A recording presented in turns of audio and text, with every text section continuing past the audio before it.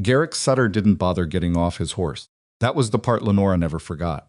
He sat up there on that big roan stallion, looking down at her like she was something stuck to the bottom of his boot, and he laughed. Not a polite laugh. Not the kind a man uses when he's trying to hide that he finds something funny. This was the full, open-throated kind. The kind that carries across a yard and into a barn and probably halfway to the next property. 41 goats, he said, shaking his head slowly. Merritt Ashcombe spent his last dollar on 41 goats. He looked at Lenora then. Really looked at her, the way men like Garrick Sutter look at women they've already decided don't matter. Ma'am, he said, touching the brim of his hat with 2 fingers. I don't know whether to feel sorry for you or just plain embarrassed on your behalf. He rode away still laughing. Lenora stood in that yard with the summer dust settling around her boots and 41 pairs of strange yellow eyes watching her from behind the fence, and she thought, you keep laughing, Garrick Sutter. You just keep right on laughing.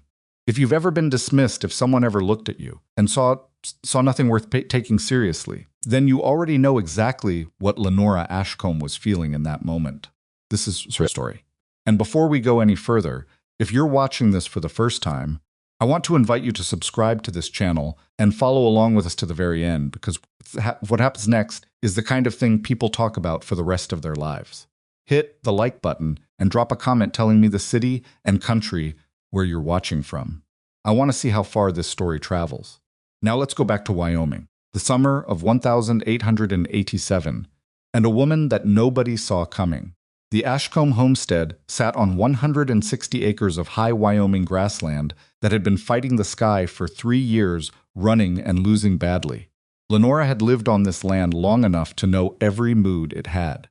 She knew which parts of the creek bottom stayed damp longest in a dry spell. She knew which slope caught the first frost and which hollow stayed warm enough to fool you into thinking winter wasn't coming. She knew where the meadowlarks nested and where the prairie dogs had tunneled under the east fence 3 times already, despite everything Merritt did to stop them. What she didn't know, what neither she nor Merritt had figured out yet, was how they were going to make it through another year. The drought had started small. That was how it always started. One dry spring, then a summer that ran a few weeks longer than it should have, then a winter with not quite enough snowpack to refill what the land had spent. By the time you noticed the pattern had already become your life. Their savings were not gone, but they were close enough to gone that Lenora had stopped adding up the numbers because every time she did, the answer made her stomach feel like it was full of cold water. Merritt was a good man. She needed to say that clearly and mean it, because good men can still make you want to pull your hair out, and Merritt was proof of that. He was patient and steady, and he worked as hard as any man in Briar Hollow, which was saying something in a valley full of men who'd staked everything on a piece of ground that wasn't inclined to make things easy. But Merritt had one dream that had quietly become an obsession, the way certain dreams do when a man doesn't have much else to hold on to. Cattle. Not just any cattle. A proper herd. 40, 50 head of good beef animals that he could point to and say, that's what I built. In Briar Hollow, cattle were the measure of a man. Garrick Sutter had 400 head, and everyone knew it. Even the men who didn't much like Garrick respected what that number represented. Merritt wanted to be that kind of man. Not for pride exactly, or not only for pride. He wanted it because he believed, deep down in the place where a man keeps the things he's most afraid of, that if he could build a real cattle operation, then Lenora would be safe, that the land would be safe, that everything they'd sacrificed would finally mean something. The problem was the math. Good beef cattle cost money they didn't have, and the Lostov was too dry and too depleted to support the herd he wanted, even if they'd had the money, which they didn't. Lenora had been turning the problem over in her head for most of the spring. She was like that. She chewed on things. Merritt was the kind of man who talked his worries out loud. Lenora was the kind of woman who went quiet when something was bothering her and stayed quiet until she'd worked all the way around it and found a door she could open. She'd found a door. She wasn't sure yet whether she was brave enough to walk through it. The man selling the goats was named Hollis Draper, and he was done with them. He'd tried goat's milk. He'd tried the cheese. He'd tried selling the animals themselves at 2 different markets in 2 different counties and had come home both times most of what he'd taken out. Nobody in this part of Wyoming was interested in goats. Goats were what you kept when you couldn't afford anything better. Goats were embarrassing. Hollis had 41 of them. Mixed bunch, some Spanish crosses, a few Angoras with wool that hadn't been properly sheared and was hanging off them in sorry mats, a handful of young ones that weren't much more than oversized rabbits at that point. They were scrawny. They looked like something that had been on a long journey and not eaten well during the trip. He wanted $12 for the lot. Lenora stood at his fence and looked at those animals for a long time without saying anything. Merritt stood beside her. She could feel the exact quality of his silence, the careful, held-breath kind that meant he was trying very hard not to say what he was thinking, which was almost certainly, "Please don't do this." $12, Lenora said. "That's right," Hollis said. He sounded tired. $12. They're your problem instead of mine. She looked at the goats. They looked back at her with those amber eyes that always seemed slightly too calm, like animals that had already figured out something the humans around them hadn't caught up to yet. "I'll give you 10, she said. "Cash today." Hollis Draper sold her 41 goats for $10 and looked like a man who'd just set down a weight he'd been carrying for a year. Merritt didn't say anything until they were on the road home, the goats trailing behind the wagon on a long rope like a stubborn comma at the end of a sentence. Then he said Lenora, just her name. But she'd been married to this man for 6 years. She heard everything in it. "I know," she said. $10. "I know. We had $53.40. We now have $43.40 and 41 goats that nobody in this valley wants." "I know that too." He was quiet for a moment. One of the goats, a leggy brown one, with a torn ear, let out a sound that was somewhere between a bleat and a complaint, as if it had opinions about the pace of the wagon. "You want to tell me what you're thinking?" Merritt said. "Not yet," Lenora said. "I need to think it through a little more first." "Lenora, I'm not being mysterious, Merritt.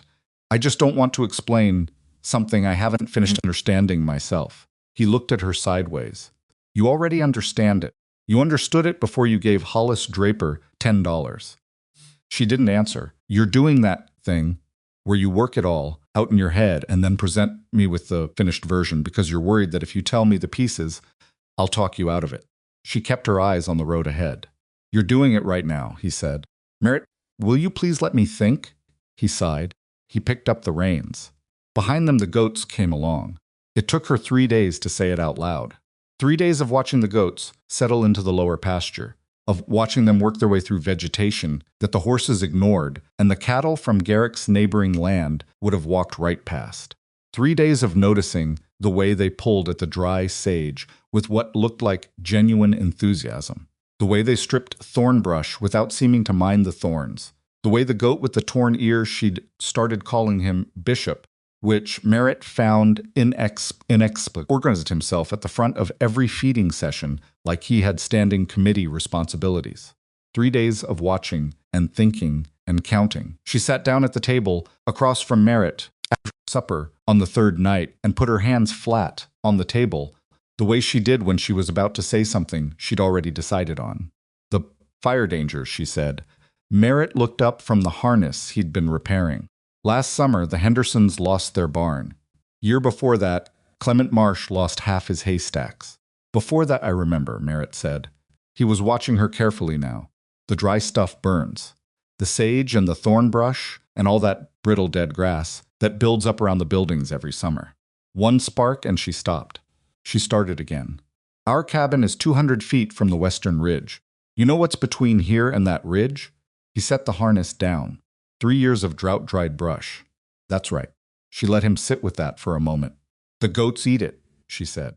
"Merritt, they eat everything.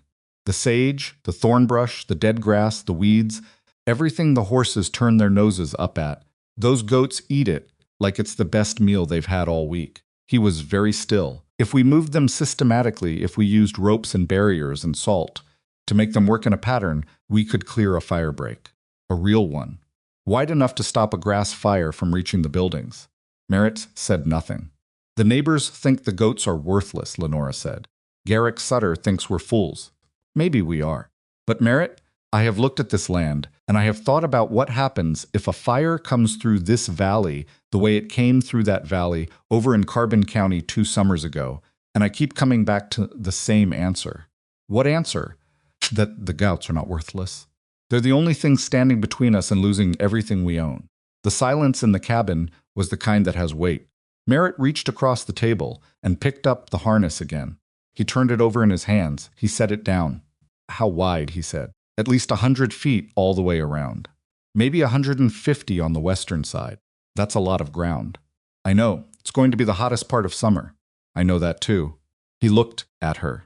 His face did the thing it did when he was about to agree to something he wasn't sure about, a kind of resigned settling, like a man who's decided that whatever comes next, he's going to face it anyway. You need to show me how the ropes work, he said. The mockery started within the week.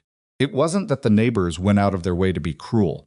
It was more that the sight of Lenora Ashcombe out in the baking July heat, a heavy-set woman in a faded work dress, hauling spink, hauling rope stakes and water buckets, while 41 goats milled around her in a moving perimeter. It was the kind of sight that people found hard to look at without laughing. It looked absurd. It looked like something a person does when they've given up on sensible options. Garrick Sutter came by on his roan stallion on a Tuesday afternoon when the heat was at its worst. Lenora was on her fourth water haul of the day. The sweat was soaking through her dress in patches. She had salt in her pockets and a burn on her left forearm from where a rope had run through her grip too fast. He sat on his horse and watched her work for a moment. "What in the world is she doing?" he called out. Not really to anyone in particular. A couple of his hands were with him, and they were already grinning. Lenora didn't stop what she was doing. "Ma'am?" Garrick rode a little closer. "Lenora Ashcombe, what are you doing out here in this heat?" She looked up at him, just once, just briefly. "Working," she said. "Working." He said it like the word itself was funny. "With goats." "That's right. Clearing brush." "Yes." He tilted his head. His hat threw a shadow across his face, but she could see his expression clearly enough. He wasn't angry. He wasn't even contemptuous, not exactly. He most of its windows dark. He was the way men like Garrick Sutter got when they were looking at something that confused them, slightly amused, slightly impatient, as if the world had presented him with a puzzle that wasn't worth his full attention. "Lenora," he said, almost gently, "you and Merritt should be cutting hay. Not," he gestured at the goats, "not this. We'll get to the hay. The summer doesn't last forever." "I know when summer ends, Garrick." He looked at her for another moment, then shook his head slowly. There it was. That slow head shake, that half-smile. She'd seen it before, from other men in other situations, and it always meant the same thing. "I've already decided. You don't know what you're doing, and I'm taking a little pleasure in the certainty of that." "Well," he said, pulling his horse around, "I hope those goats know something the rest of us don't." He rode away. His hands rode after him, and she heard one of them say something she couldn't quite make out, and then they all laughed together as they crossed onto Garrick's land. Lenora drove the next stake into the ground with more force than was strictly necessary. An old man named Orrin Pike had been wandering the Wyoming grasslands for longer than most people in Briar Hollow had been alive. He was a herder by trade, or had been, before age had made the long drives impractical, and he moved through the valley on a kind of slow circuit, stopping where he found work and moving on when the work was done. He turned up at the Ashcombe fence on a Thursday morning while Merritt was in town for supplies, and he stood at the fence for a while watching Lenora work before she noticed him.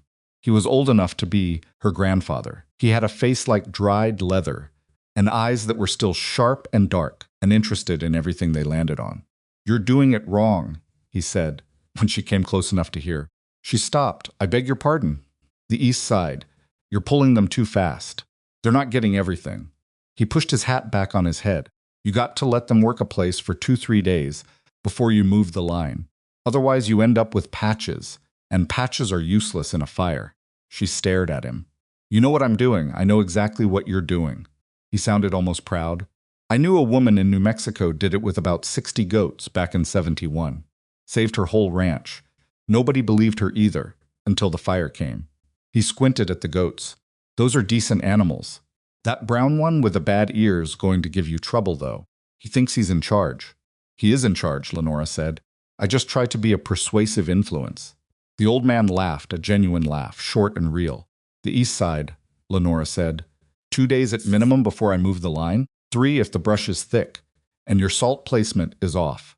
You want the block here. He pointed not there. You're luring them in the wrong direction. She looked at where he was pointing. She looked at her salt block. He was right. She could see it immediately, now that he'd said it. You want some coffee? She said he did. They talked for 2 hours.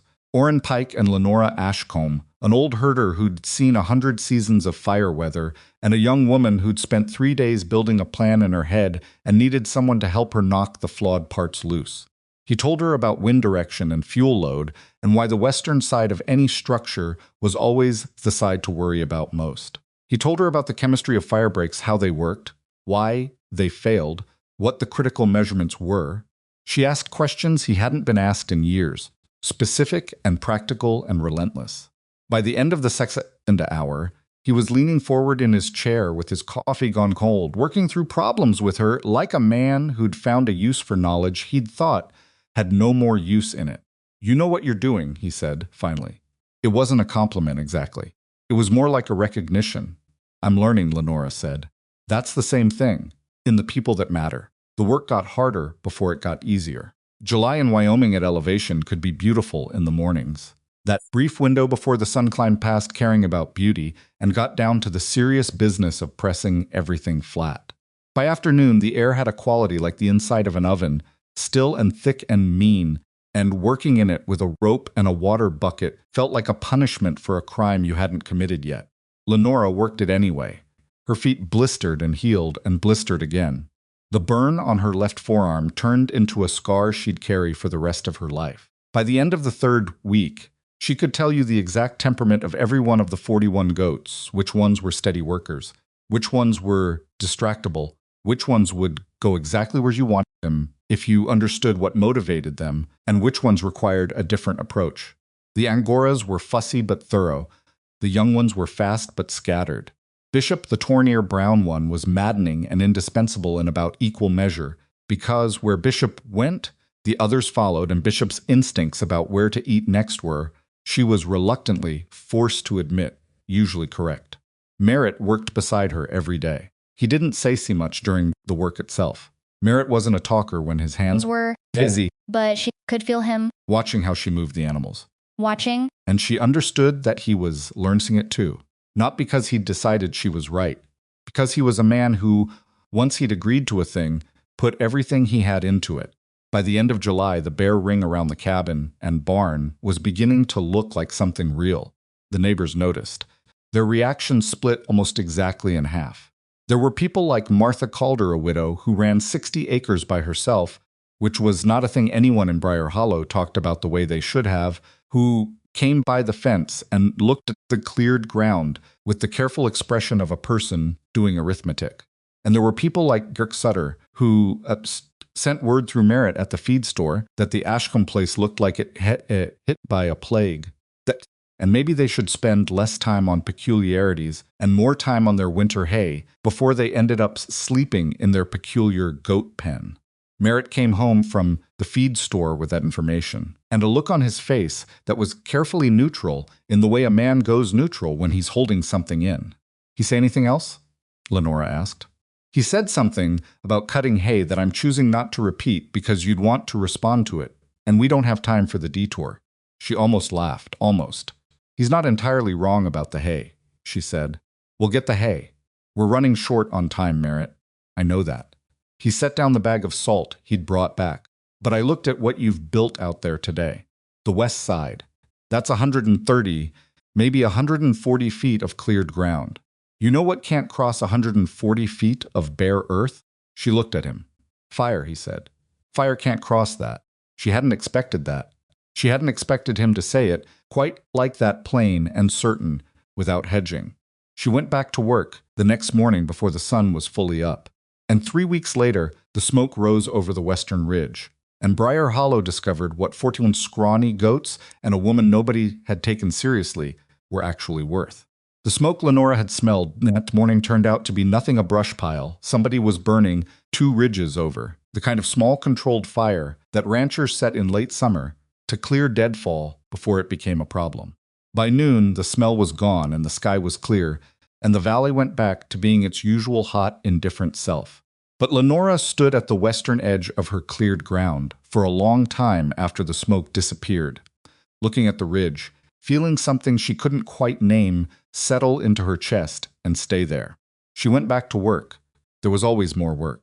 The truth about the firebreak, the part she hadn't fully explained to Merritt and probably couldn't have, not in a way that would make sense, without sounding like she was more frightened than she wanted to admit, was that it wasn't finished. Not really. Not in the way she needed it to be. The southern arc was solid. She'd run the goats through that section 3 times over 2 weeks, and the ground there was as bare as a wagon road. Packed dirt and scattered pebbles, and nothing else. Nothing that could carry a flame. The east side was close. Another 4 or 5 days and she'd call it done. The north side was acceptable. Not perfect, but acceptable. The west side kept her awake. The western slope ran slightly uphill toward the ridge, not dramatically. Maybe a 4 or 5% grade, the kind of rise I barely noticed when you were walking it, but that a fire noticed immediately. Fire moved uphill the way water moved downhill, fast and automatic, and without any particular concern for what was in its way. The brush on the west side was also the 3 years of drought had killed the grasses that would have competed with the sage and thorn brush, and in that competition's absence, the woody plants had put down roots that went 3 feet into the ground and sent up branches that rattled when the wind came through, dry as old bones. She'd cleared 70 feet of it, maybe 75. She needed at least 120. The math was not comfortable. August was 2 weeks away, which meant fire season, real fire season. The dangerous kind was either already here or close enough that the distinction didn't matter. She had 41 goats and 2 pairs of hands, and the hours of daylight that August allowed, which were long but not infinite, and a western slope that was fighting her every inch of the way. She didn't tell Merritt exactly how worried she was. This was not because she didn't trust him with it. She trusted Merritt with harder things than worry. It was because if she said it out loud, said exactly what she saw when she looked at that western slope and counted the feet of brush still standing, it would become more real than she could afford for it to be right now.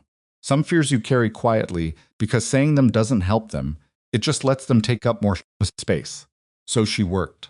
She was up before first light every morning, out with the goats while the air was still cool enough to breathe easily, moving the rope lines and the salt blocks and the thorn barriers that formed the moving perimeter of her operation. She had a system now, a real one, not the improvised mess of the first week, but something refined by trial and error and Orrin Pike's 2 hours of hard-won advice. She knew how long to hold the goats in one section before the return diminished. She knew which animals to put on the dense brush and which ones worked better on the thinner stuff. She knew that Bishop, despite his insufferable habit of making every decision a negotiation, was the key to the whole operation. Get Bishop moving in the right direction. And the others followed, and you saved yourself an hour of argument every single morning. The problem with systems, she was learning, was that they only worked on the variables they accounted for. They didn't account for Merritt's back. He didn't say anything about it for 3 days. That was pure Merritt. He'd carry a thing until it became impossible not to acknowledge it, and then he'd acknowledge it with the minimum number of words possible, like he was rationing them. She noticed it on a Monday, the way he was moving when he lifted the water bucket, the extra second he took before he stood up from kneeling, the particular set of his jaw that she'd learned meant something was hurting, and he was managing it. Merritt, I'm fine. You are not fine. You're moving like a man twice your age. I said, I'm fine, Lenora. She let it go for the rest of that day. Most of its windows were dark. She had enough to manage with the goats and the lines and the western slope that still needed another 40-50 feet of clearing. But that evening, when he lowered himself into his chair at the supper table, with a sound that he tried to turn into something other than a groan and didn't quite succeed, she put her fork down. How long, she said. He looked at the table. Couple of days. Merritt, a week maybe. It's the lifting, I'll rest it. We don't have time for you to rest it. I know that. She looked at him. He looked back at her. In the lamplight, he looked tired, in a way that went past the ordinary tiredness of a long working day, the kind of tired that comes from doing hard physical work while something hurts and not telling anyone. I can do the water, she said. I can manage the lines on the south and east sides without you. But the western slope, she stopped. Started again. I need you on the western slope. I need someone to hold the barrier line while I move the salt. I'll be there. With your back, Lenora." He said her name the way he sometimes did, quiet and final, not angry, just settled. I will be there, he was. Every morning, moving a little stiffly, not lifting the heavy buckets if he could find another way, but present and working, and not complaining about any of it. She watched him when he didn't know she was watching, and she felt something she couldn't quite categorize: gratitude, yes, but also something sharper, something that had to do with the specific pain of watching a person you love do hard things they shouldn't have to do. The western slope cleared another 20 feet that week. On the second Thursday of August, Dora Finch came by. Dora was 34, which put her 5 years older than Lenora, and she ran the Finch property with her husband Cal, who was a decent enough man, but who had the misfortune of being the kind of person who needed to be told what to think before he could think it. Dora had long since made her peace with this arrangement and had organized her life accordingly. She was one of the few women in Briar Hollow who had not laughed at the goats. She stood at the fence for a minute, watching the operation, before Lenora noticed her. "How's it going?" Dora said. "Slow," Lenora said. "But going." Dora looked at the western slope. She was quiet for a moment, doing the same mental arithmetic Lenora did every morning, measuring the cleared ground against the ground still standing, weighing the calendar against the progress, arriving at a number that was either reassuring or not, depending on your tolerance for uncertainty. "How much more you need?" Dora said. "On the west side? Another 30 feet minimum. 40 would be better." Dora nodded slowly. "And you've got what, 2 weeks before it matters?" "Probably less." "The creek's been dry since the 9th, Dora said. "I know." Ours went dry the same day. They looked at each other across the fence. "Cal thinks we should build a proper firebreak," Dora said. "A plow furrow, 8-10 inches deep, all the way around the buildings." "Has he priced out hiring a plow crew for that?" "He has." Dora paused. "We don't have it." Lenora understood. A plow furrow firebreak was what the cattle operations used Garrick Sutter's place had them. 3 concentric rings of turned earth on the fire-prone sides. It was effective, and it was expensive, and it required equipment most smaller operations couldn't justify. "The goat's work," Lenora said. It came out more firmly than she intended, but she left it. Dora looked at the cleared ground again. Really looked at it. "I can see they do," she said. "That's why I'm here." She looked at Lenora directly. "Can I borrow 3 or 4 of them for a week? Just to clear around our barn and the haystack. Cal's been cutting hay all month. We've got more than we've had in 3 years, and I am not going to watch it burn, because we didn't do something sensible when we had the chance." Lenora's first instinct was no. She needed all 41 animals on her own land. She was still 20-some feet short on the western slope. Lending goats to Dora Finch was a generous impulse she could not afford. She stood there with that no sitting in her throat and thought about what Dora had just said. "I am not going to watch it burn. I can't spare them for a week," she said, "but I can come over Sunday with 6 animals and show you how to run them yourself. If you can manage the lines and the salt placement, you can work them for 3 or 4 days and bring them back." Dora blinked. That wasn't what she'd been expecting. "You'd come and show me?" "I'd come and show you," Lenora said. "It's not complicated once you understand how they think." Dora Finch looked at Lenora Ashcombe for a moment with an expression that was hard to read precisely, except that it contained something that wasn't quite pity and wasn't quite admiration, but was somewhere between the two, in the territory that people arrive at when they've underestimated someone and are in the process of revising. "Sunday," Dora said. "I'll have Cal put coffee on." Sunday came and went. The 6 goats went to the Finch property, and Dora, who turned out to be a fast learner with an instinct for the animals that she hadn't known she had, got them working inside an hour. Lenora showed her the salt placement, the rope angles, the way to read when a section properly cleared versus when it looked clear but still had enough root material left to carry flame. She answered Dora's questions until she was satisfied that Dora could handle the next 3 days without her. Coming home that afternoon, she walked the western slope herself, alone, while Merritt was in the barn. She walked it slowly, counting her steps, looking at what was cleared and what wasn't, running numbers. She needed a miracle. What she had was 28 more feet of cleared ground, 6 goats on loan to Dora Finch, and 8 or 9 days at the outside before the conditions for Wildfire would be As Orrin Pike had put it, with the plainness of a man who didn't see much value in softening the truth, as bad as I've seen them in a decade. She stood on the western slope in the afternoon heat and looked at the ridge. The ridge looked back. She turned around and went to get the water buckets. It was Merritt who found the gap in the thorn brush. He'd been walking the perimeter that evening, doing his end-of-day check something they'd start doing together, and that he now did alone because her body was spent by 5 o'clock in a way it hadn't been at the beginning of summer. He came back to the cabin with a look on his face she knew from the early years, from the bad winter of '84, when the first calf they'd owned had gotten stuck in a drainage ditch and hadn't made it out. "What?" she said. "Come look." She went with him. The gap was on the northwest corner, where the thorn brush had grown up against an old fence line and then grown through it, creating a kind of interlocking tangle that looked impenetrable from the outside, but had she could see it now that he'd pointed at it, a channel running through at ground level. Not a big channel, maybe 18 inches across. But 18 inches of connected dry brush running from the uncleared western slope into the cleared perimeter was 18 inches too many. "I missed that," she said. "I missed it too. We both walked past it 3 times.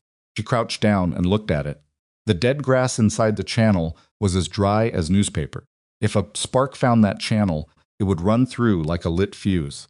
"We need to dig it out," she said. "The roots, not just the tops." "I know." Merritt was already assessing it. "It'll take half a day.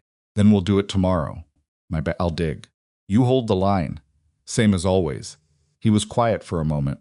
She stood up and found him looking at her with that expression he got sometimes, not often, but sometimes when something she said or did caught him sideways, and he needed a moment to put it into context. "You know," he said, "when you bought those goats, I was ready to be wrong. I was ready to be the man who let his wife waste $10 because he didn't have the spine to talk her out of it." "Merritt, I'm not done."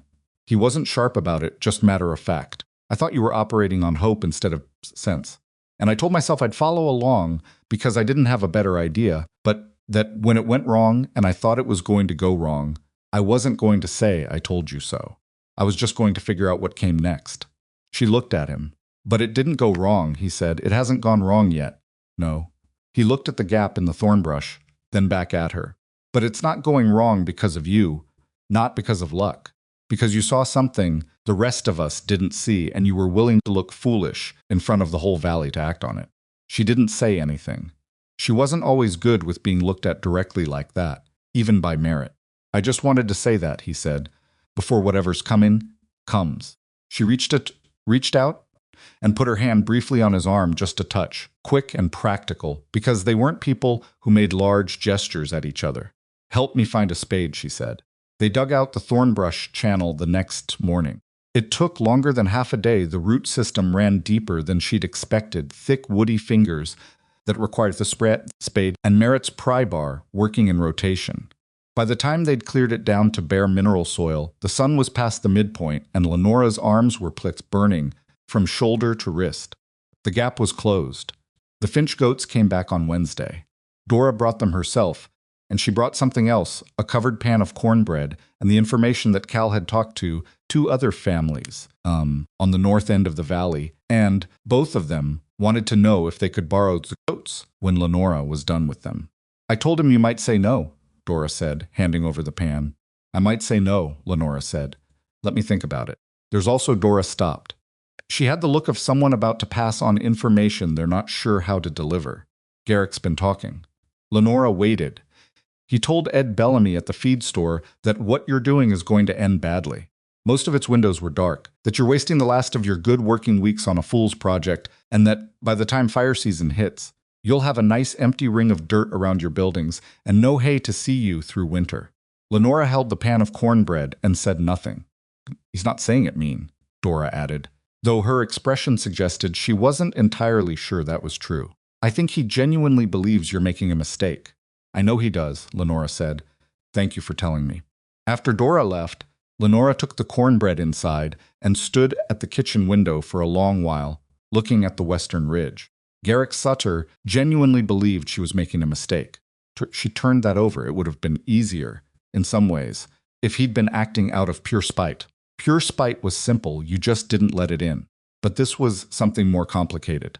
This was a man with 40 years of experience in this valley, who'd survived drought and bad markets and hard winters, who knew this land in ways she was still learning, and who looked at what she was doing and saw failure. What if he was right? She put the question down the same way she'd been putting it down all summer. Not because it didn't deserve an answer, because she'd already done everything she could think of to answer it, and the answer was always the same: she didn't know. She wouldn't know until the fire came or didn't come, and either way she was committed. She went back outside. The last 6 days before the fire were the hardest of the summer. The heat had settled into a new register, not hotter exactly, but denser, more pressurized, the way air feels before a storm that hasn't decided whether to happen yet. The creek had been dry for 10 days. The horses' windows were dark. The horses were restless in the evenings, pacing their paddock for reasons they couldn't have explained, but that Lenora understood as well as she understood any. The land was telling them something, and what it was saying was not reassuring. She pushed the goats through the western slope every morning. The cleared zone had reached 100 feet at its widest point, narrowing to 85 on the northwest corner, where the thornbrush had been thickest. She wanted 120. She had what she had. Merritt cut hay on the days his back allowed it. They would need every pound of it.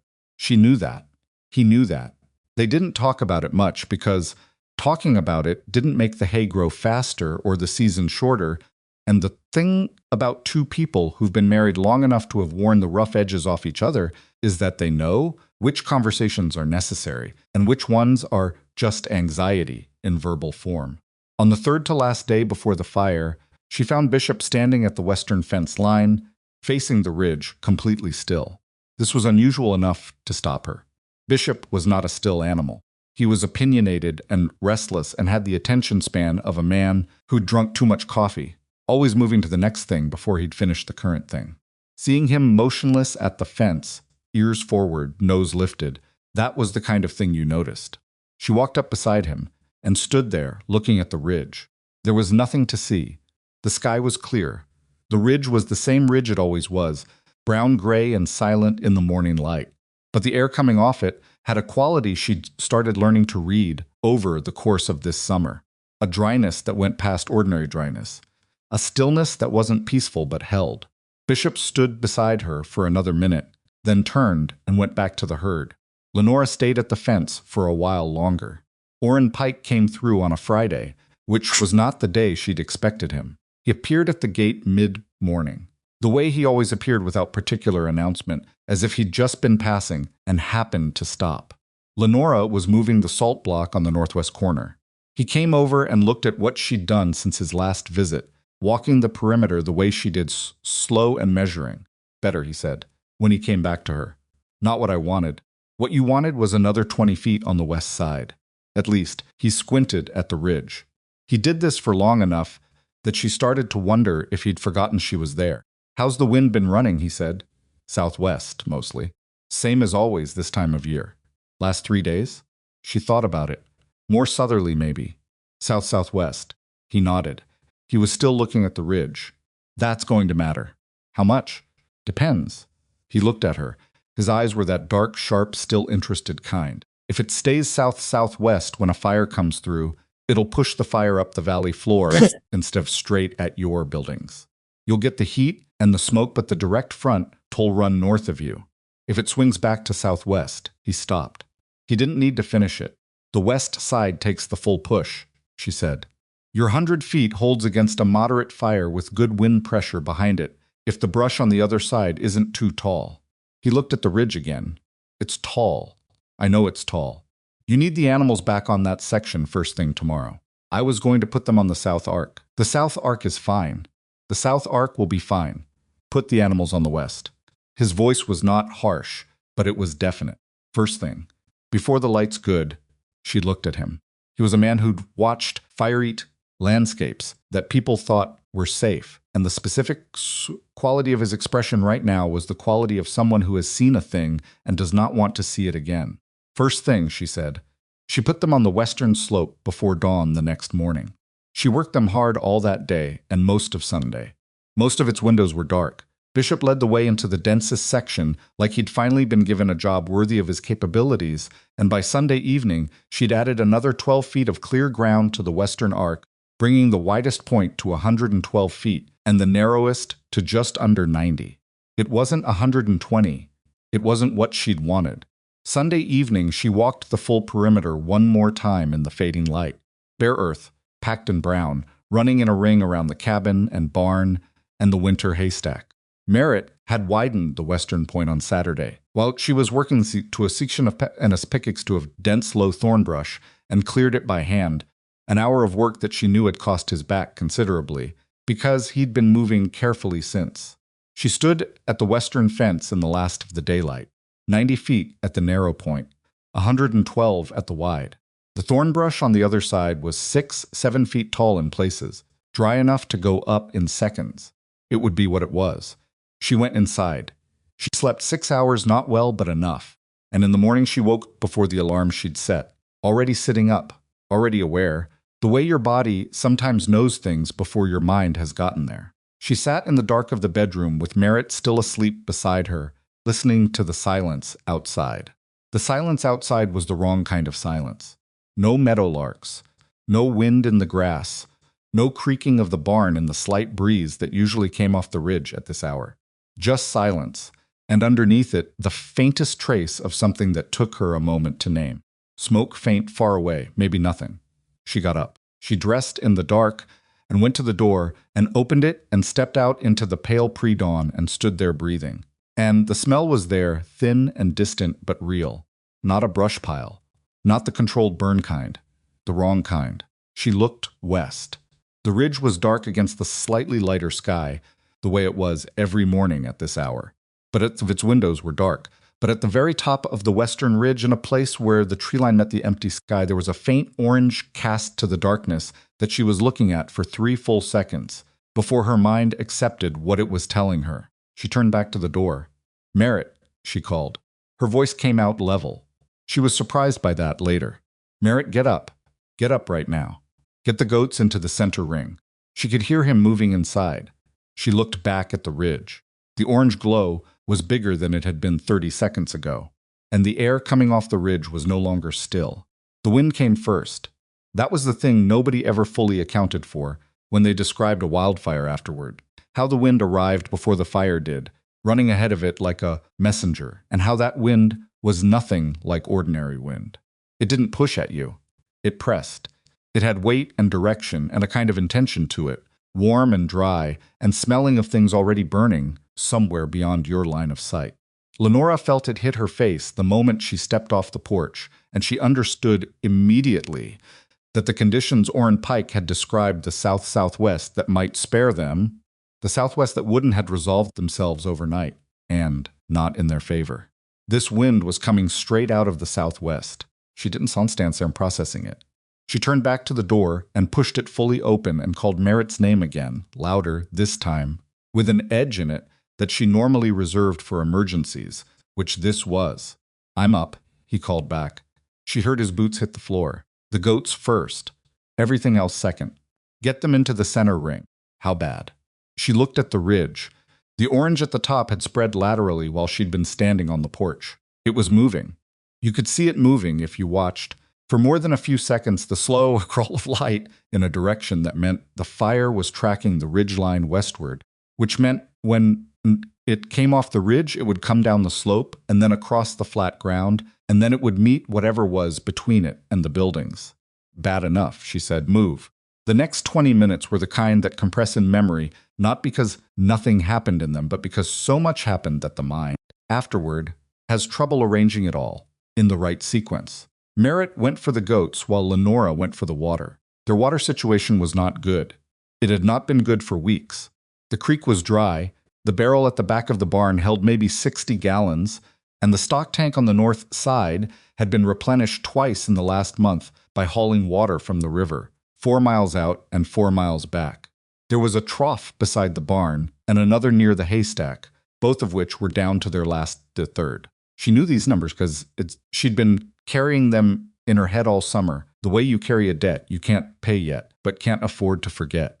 She grabbed the two heaviest buckets from the barn and went to the stock tank first, filled both, carried them to the barn and started soaking the south and west walls, the windward walls, the ones the fire would find first.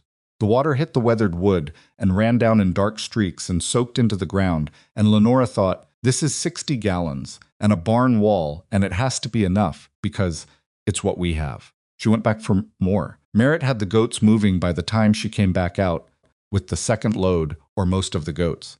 Bishop, true to his nature, had decided that this particular morning was an excellent time us to stand in the northwest corner of the pasture and express reservations about the entire operation. Merritt was standing 10 feet away from him, not chasing him, because chasing Bishop never worked, just waiting, with the controlled frustration of a man who understood that he needed this animal to move, and that the animal knew he needed it to move, and that the animal was currently treating this knowledge as leverage. Bishop, Lenora said on her way past with the water buckets. She said it the same way she always said it, not commanding, not pleading, just the name, the specific tone she'd developed over weeks of working with him. The tone that said, I know what you want, and I'm telling you right now is not the time. Bishop looked at her. He looked at the ridge. He looked back at her. He moved. The whole herd came with him. Flowing through the gate, Merritt held open and into the central area of the cleared ring.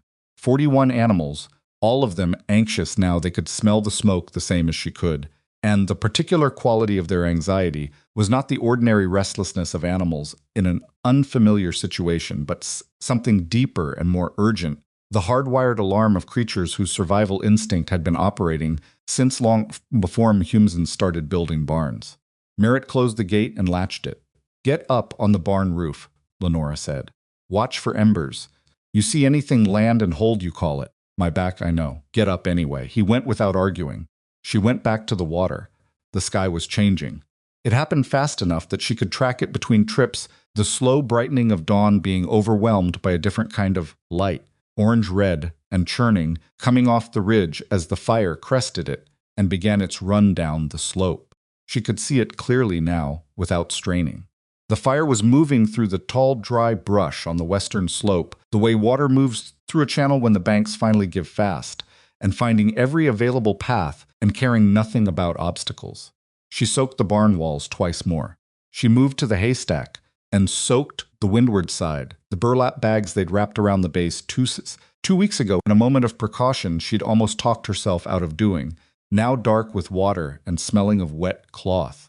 The smoke smell had moved from background to present. It was in her mouth now, that particular dryness that wildfire smoke carries, different from ordinary smoke, older tasting somehow, as if the land itself was burning. Lenora. Merritt's voice from the roof, controlled but with something tightened in it. The Henderson place. She stopped what she was doing and looked northeast. Half a mile away, past the property line, she could see the orange-white bloom of something larger burning. It was too bright and too wide to be brush. It had the specific quality of a structure catching the way a building burns differently from open land. The intensity of it, the way it threw light in all directions. Barn, Merritt said. Or the shed, hard to tell. She didn't know which it was. She couldn't help them from here. She turned back to the haystack. Focus us on this side, she called up to him. Don't watch the neighbors. Watch our roof. A beat of silence. Right.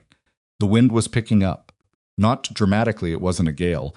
It wasn't the kind of thing that knocks you sideways. But it had a steadiness to it now, a consistent push from the southwest that bent the dry grass on the uncleared side of the firebreak in one continuous direction and carried the smoke in a low, moving band across the sky. Lenora went to the barrel. She had maybe 30 gallons left. She thought about where they would matter most if it came down to it, not the barn walls anymore. She'd done what she could there, but the vulnerable spots. Most of its windows were dark, the wood shing in the northwest corner of the cabin that she'd been meaning to replace for 2 years and hadn't. The gap in the siding on the east wall of the barn, where Merritt had pulled old boards off, and the new ones hadn't gone up yet. The dry grass she could see, at the very edge of the cleared ring on the northwest corner, where her clearing had been adequate but not generous. She made a decision. She carried the next 2 buckets to the northwest corner of the cabin and soaked the shingles and the wall below them.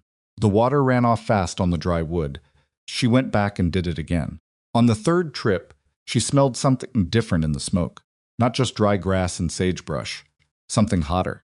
Something with the chemical sharpness of resin pine or juniper. Something with oil in the wood that burned hotter than grass. The fire had come off the rocky ground of the slope and was into heavier fuel now, and that meant it was generating its own wind, the thermal column of a fire, big enough to pull air toward itself and push it outward. She looked at the western edge of the cleared ring.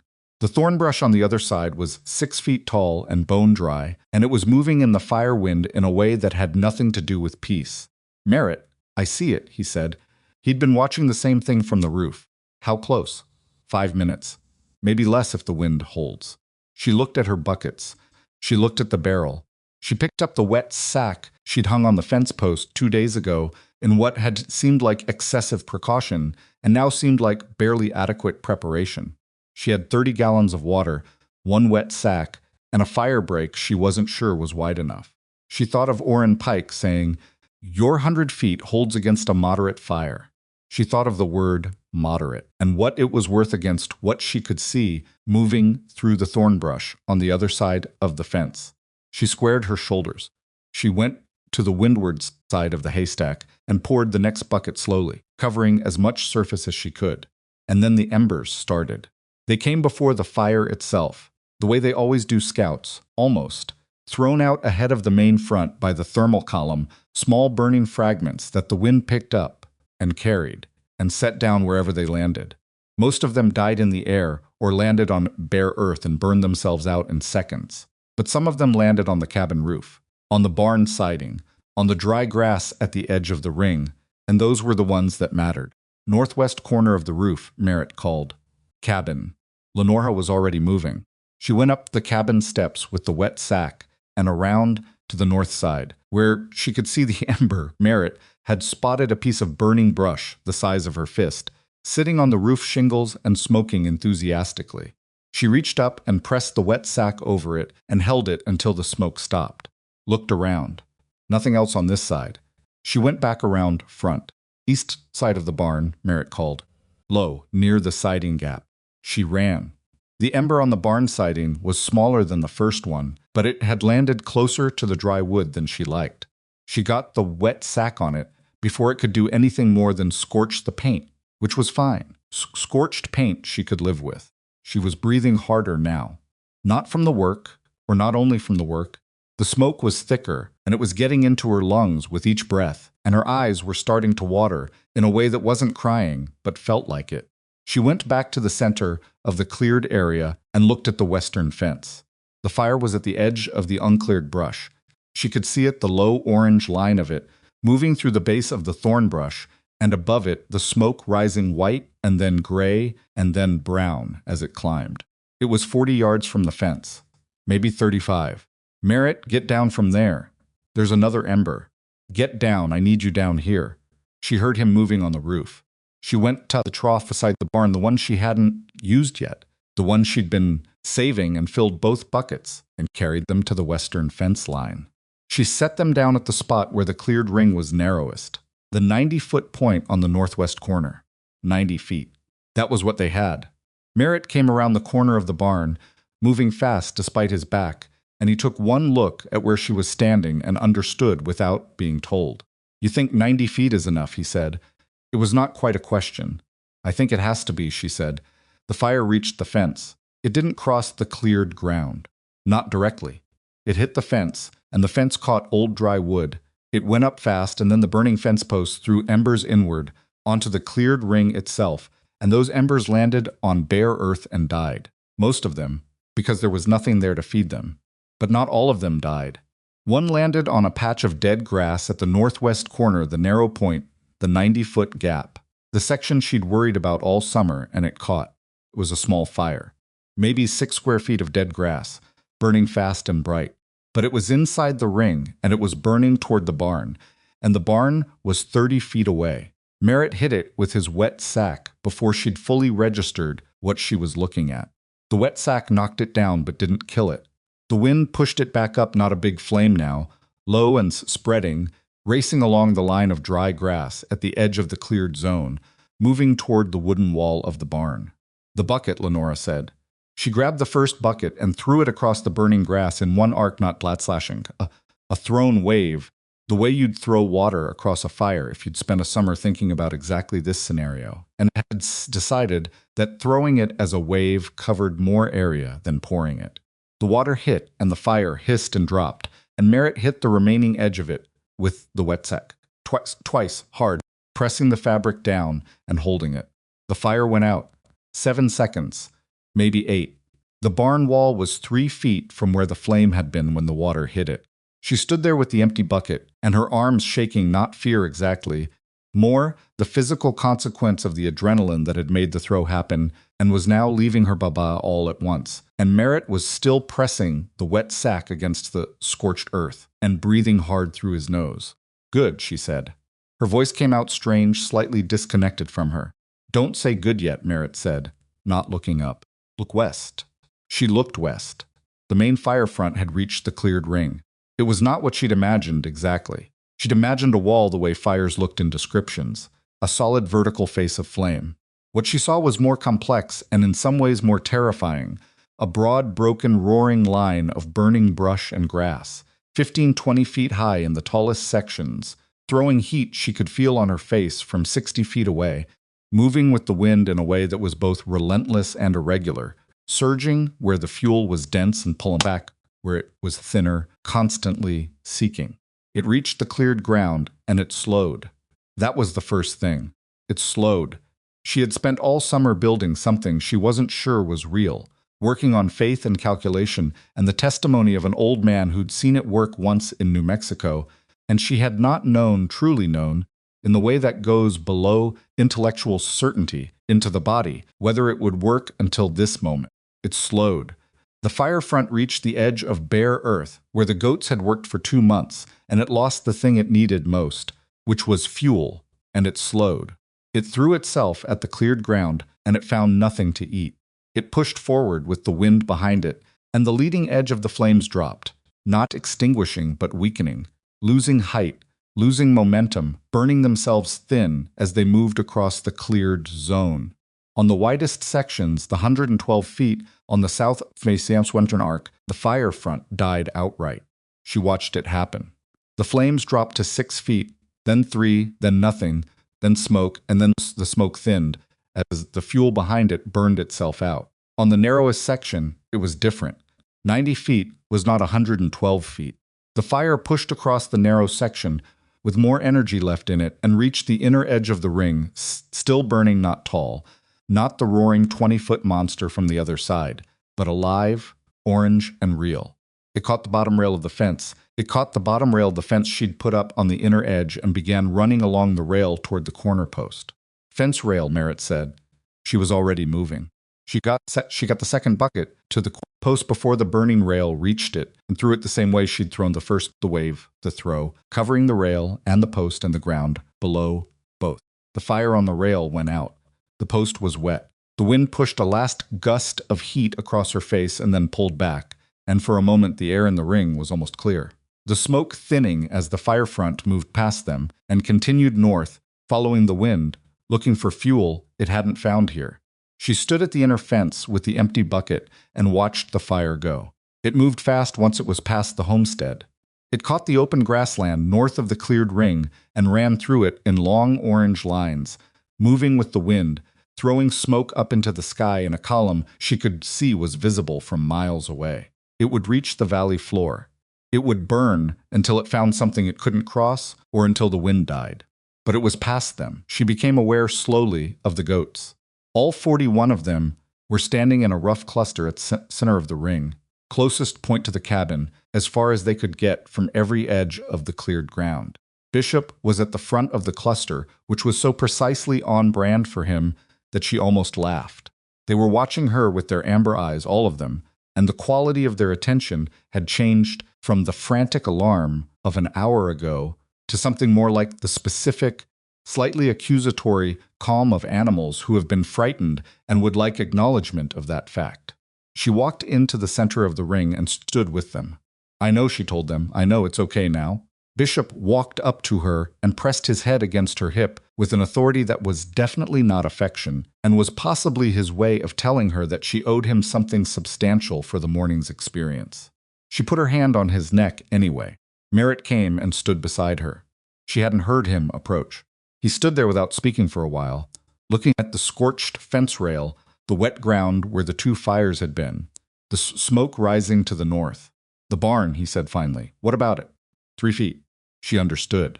He was measuring the distance between where the fire had been and where the barn wall was. 3 feet was not a comfortable margin.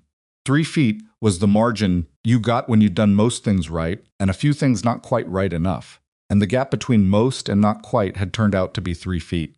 "But the barn's still standing," she said. "The barn's still standing." He looked at the scorched rail again. "If that fire had found the siding gap, it didn't. Because you threw the bucket right. Because we both moved fast," she said. "And because the goats did their job for 2 months." He was quiet. She could see him working through it in his head, the way he always worked, through things looking at what had happened, what had almost happened, what the difference between them was, and whether it said something about luck or skill, or some combination of both that didn't have a clean name. "Are you hurt?" she said. "Back's not happy." "That's not what I asked." "No? Not hurt?" He looked at her. "You?" "Burn on my right hand." "The bucket." She looked at it, a red stripe across the palm from where the metal handle had been hotter than she'd expected. Not serious. Something that would hurt for a week and leave a mark she'd have longer than that. "I'll live." He reached out and took her right hand briefly, looked at the burn, set it back down. "We need to check the perimeter," he said. "Make sure nothing's still burning. Give me 5 minutes first." She sat down on the ground right where she was, inside the ring, in the middle of the bare earth her goats had made. She was heavyset, and the summer had been long and her back and feet and arms had been making arguments against the work since late July, and in this moment, all those arguments came due at once, and she just sat down. The goats arranged themselves around her.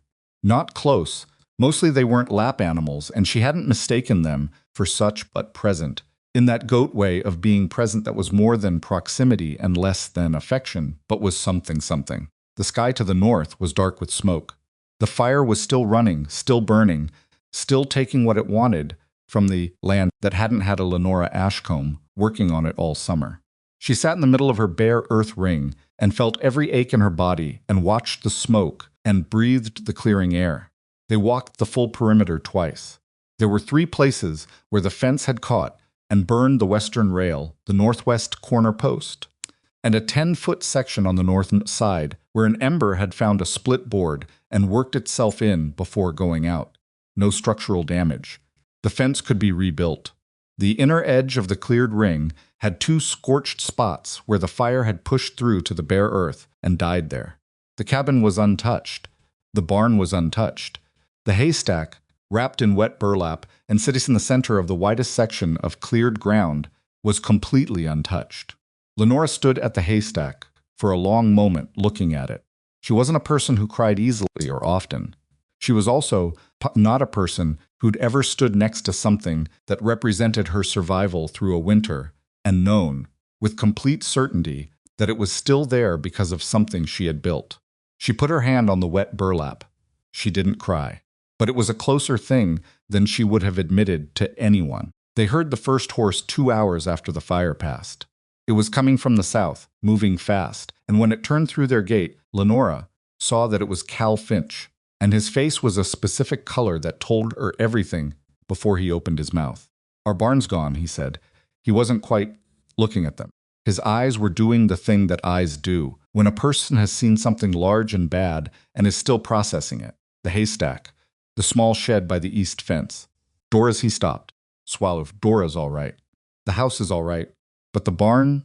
He stopped again. Lenora walked to his horse and put her hand on the bridle, not because the horse needed settling, but because Cal looked like he might need something to ground him. "Are you hurt?" she said. "No." He looked at the cabin, at the barn behind her, at the goats in the center ring, visible through the gate. Something moved through his expression. "How?" he said, not angrily, just with a kind of exhausted bewilderment. "The firebreak held," she said. "The goats. The goats." He sat on his horse and looked at her cleared ring for a long moment. Then he looked at The scorched fence rail, the two blackened patches on the inner edge of the perimeter, the dark ground on the western side where the fire had pushed hard and found nothing. The Henderson barn is gone too, he said, and Marsh lost half his haystacks again, same as 2 years ago. And Garrick, he paused. Garrick's big hay barn, the one he built in '83. Gone. Lenora heard that. She let it sit for a moment. Is he all right? Physically. But 400 head of cattle and no winter feed, Lenora. Cal shook his head.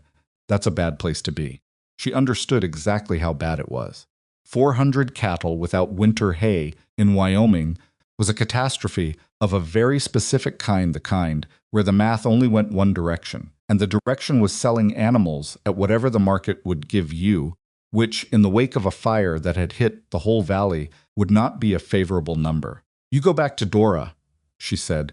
We'll come tomorrow and help you assess what you need. He looked at her.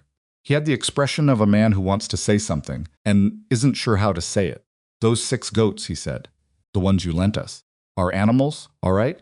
Lenora said quickly. All right. All penned up and fine. They were the first thing Dora secured when the smoke started. He paused. She said to tell you she's sorry she didn't do more on the South Ark. If we'd had another few days. The South Ark is a project for next summer, Lenora said. You got the barn approaches cleared. That's what mattered. He nodded slowly. He gathered his reins. She said. He looked at her. How wide was Dora's firebreak around the barn when the fire came through? Maybe 45 feet. She did the math she already knew. 45 feet was not enough for a fire with southwest wind behind it. It had slowed the fire enough for the house to stand, but the barn had been outside the cleared area, and the barn was gone. Next summer, she said, bring Dora over. I'll show you both how to extend it. He rode out through the gate without looking back, and the set of his shoulders was the particular set of a man who has lost something large and is carrying the weight of it one step at a time. Merritt came to stand beside her. Garrick's hay barn, he said. I know. That's not a small thing. No, it isn't. She looked west, where the smoke was beginning to thin as the fire ran out of valley to burn. 400 head of cattle and no winter feed. He'll have to sell. Probably a lot. Merritt didn't say anything. He was thinking, she could tell. He got a particular look when he was running numbers in his head, something around the eyes. A slight inward quality. Lenora, he said. Don't, she said. I know what you're thinking. And I'm telling you don't. Not today. Not while his barn is still smoking. She looked at Merritt. We go tomorrow to help. We go to Dora's and Cal's and the Hendersons and anybody else who needs help. And in a week or two, when things have settled, if there's a conversation to be had with Garrick, we have it like neighbors. She paused. Like decent people. He looked at her. I was just doing arithmetic. I know you were. Do it later. A silence. The goats need water, she said, and feed. They had a hard morning. They did, Merritt said. So did you. I'll be fine. I said I'll be fine. She looked at him. The goats first. She went to let the herd out of the center ring. Bishop walked through the gate ahead of all the others, as if he'd been waiting for exactly this moment, as if the fire and the smoke and the terror of the morning had been a long inconvenience he'd tolerated with characteristic forbearance, and he would now return to his regular responsibilities. Lenora watched him lead the others out onto the cleared ground, picking at whatever small sprigs of vegetation had survived along the inner fence line, calm and purposeful and entirely himself. She stood there in the middle of what she'd built bare earth and scorched fence rails and one wet haystack, and 2 buildings still standing, and looked the black land stretching north and south and west of the bare ring where her 41 goats moved. Everything she'd worked to protect was still there. The cost of it was written on her hand, and in the scorched patches at the inner edge of the ring and in the way Merritt moved when he thought she wasn't watching his back. The cost of it was 2 months of heat and blisters and mockery and doubt, and one morning where the math between what she'd built and what the fire needed had been a matter of 3 feet and 8 seconds and a bucket thrown the right way. She thought of Orrin Pike. She hoped wherever he was this morning he was all right. She thought of window were dark. She thought of Garrick Sutter's hay barn, the one he'd built in 1883, the one that was gone now. She thought of Cal Finch's face when he'd looked at her cabin and her barn and said simply, how? And she thought not with satisfaction, not with anything as clean as that. She thought that the valley was about to learn something. It hadn't been willing to learn before the fire made it a lesson instead of a suggestion. She went to get the goats their water. The morning after a fire has a specific quality that people who've lived through one never quite find the words for and never quite forget. It wasn't quiet exactly.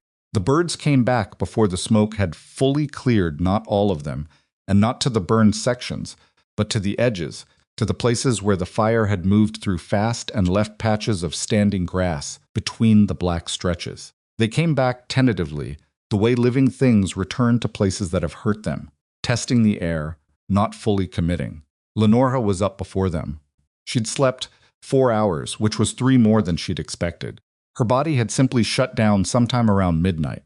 The accumulated weight of the summer and the morning's work and the particular exhaustion that follows fear finally becoming more than her will could manage. She'd woken in the dark at 4 in the morning with her hand throbbing, and the smell of smoke still in her hair, and the immediate absolute knowledge of where she was and what the day ahead held. She dressed in the dark, same as the morning before. The burn on her right palm had blistered overnight. She wrapped it in a strip of clean cloth from the medicine kit they kept in the kitchen drawer, wrapping it tightly enough to protect it and loosely enough that her hand could still function, which it needed to because the goats needed water and feed, and the perimeter needed a full daylight inspections, and she'd told Cal Finch she'd come today. Merritt was still asleep when she went out. She let him sleep. His back had been bad enough yesterday that he'd moved through the afternoon with a deliberate, careful quality that told her the pain was significant and he was managing it with the same approach he used for everything that hurt, by refusing to acknowledge it fully until acknowledgement became unavoidable. He needed the sleep more than she needed his help with the morning feeding. The goats were restless. They'd slept in the cleared ring, which was unusual. Normally they spread to the far corners of the pasture, but the fire smell was still present, and animals remember things their bodies have been frightened by. They came to her when she opened the feed, not rushing the way they sometimes did, but moving carefully, still checking the air, still not entirely convinced the morning was safe. Bishop came last. He walked up to the bucket with the deliberate pace of an animal who has made a decision and is executing it with full awareness of its own significance, ate methodically, and then stood beside her while the others finished, pressing his shoulder against her leg with a firmness that was not a request for affection, but she had come to understand his way of confirming her presence. He did it when something had frightened him.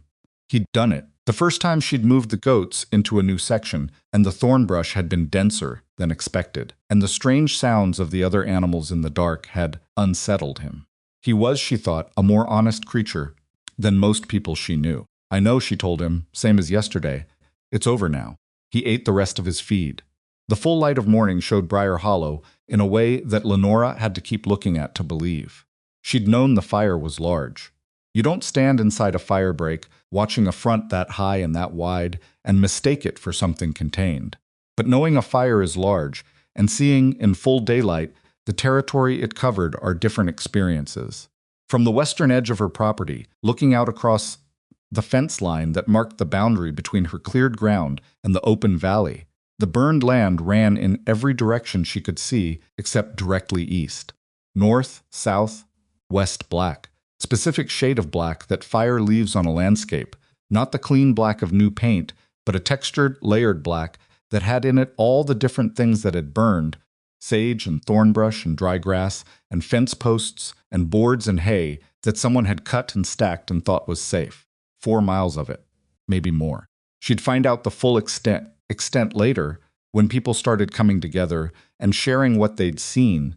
But standing at her fence that morning, she could see 4 miles of valley that looked like the land had simply stopped, and in the middle of it 1 circle of bare brown earth where nothing had burned because nothing had been left to burn. The Ashcombe homestead sat with its cabin and its barn and its haystack intact, looking from a distance like something that had been deliberately placed there as a demonstration. She stood at the fence for a long time. Then she went to harness the wagon. The Finch property was 2 miles south, and the road there went through burned country most of the way. Lenora had driven this road 100 times. She knew every rut, every place the drainage crossed it, every fence line along its edges. This morning, she barely recognized it.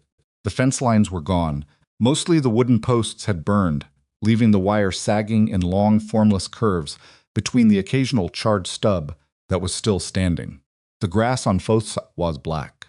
The air had the quality of a morning after rain, that particular stillness, except instead of the smell of water, it was ash and wood smoke, and the particular mineral smell that burned earth has. She passed the Henderson property. The house was standing. The barn was not. She could see Ellen Henderson in the yard, standing with her arms crossed, looking at the foundation stones where the barn had been. Ellen was 52 years old and had been running this property with her husband Frank since before Lenora was born, and she had the quality of a woman who has survived enough bad seasons that bad news lands differently on her than it lands on people with less experience. She wasn't crying. She was just standing there, accounting for what was real. Lenora slowed the wagon. "Ellen," she said. Ellen looked up. Her expression did something complicated. Not gratitude, not quite, but something adjacent to it, the look of a person who expected to be alone with a hard thing and found they weren't. "Your place held," Ellen said. "It did. I saw it from the ridge road yesterday. After the fire passed." Ellen looked at the foundation stones again. "Frank said it was the goats. I told him that wasn't possible. He said he'd driven past your place 3 times this summer and watched what you were doing." A pause. "He said you'd been at it for 2 months. Close to that. He said he almost stopped to say something and then didn't, because he wasn't sure what to say." Ellen's voice was dry, not self-pitying. "I suppose that's a thing a person regrets. Ellen, we're coming to help. Today and however many days after that you need."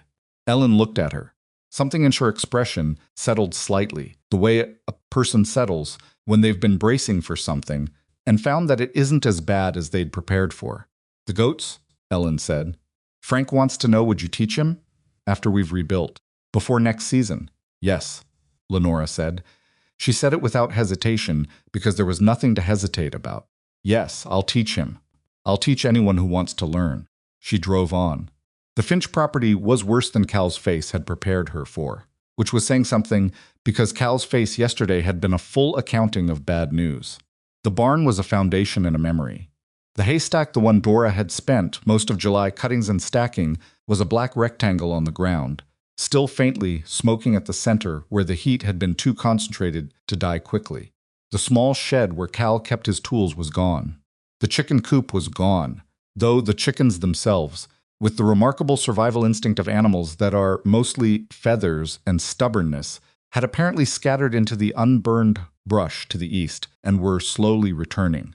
The house stood, and the firebreak Lenora had helped Dora set up the 45 feet around the barn approach had held the fire back enough that the house sat in a ring of bare earth with scorched ground right up to its edge, but intact, every wall standing, every window unbroken.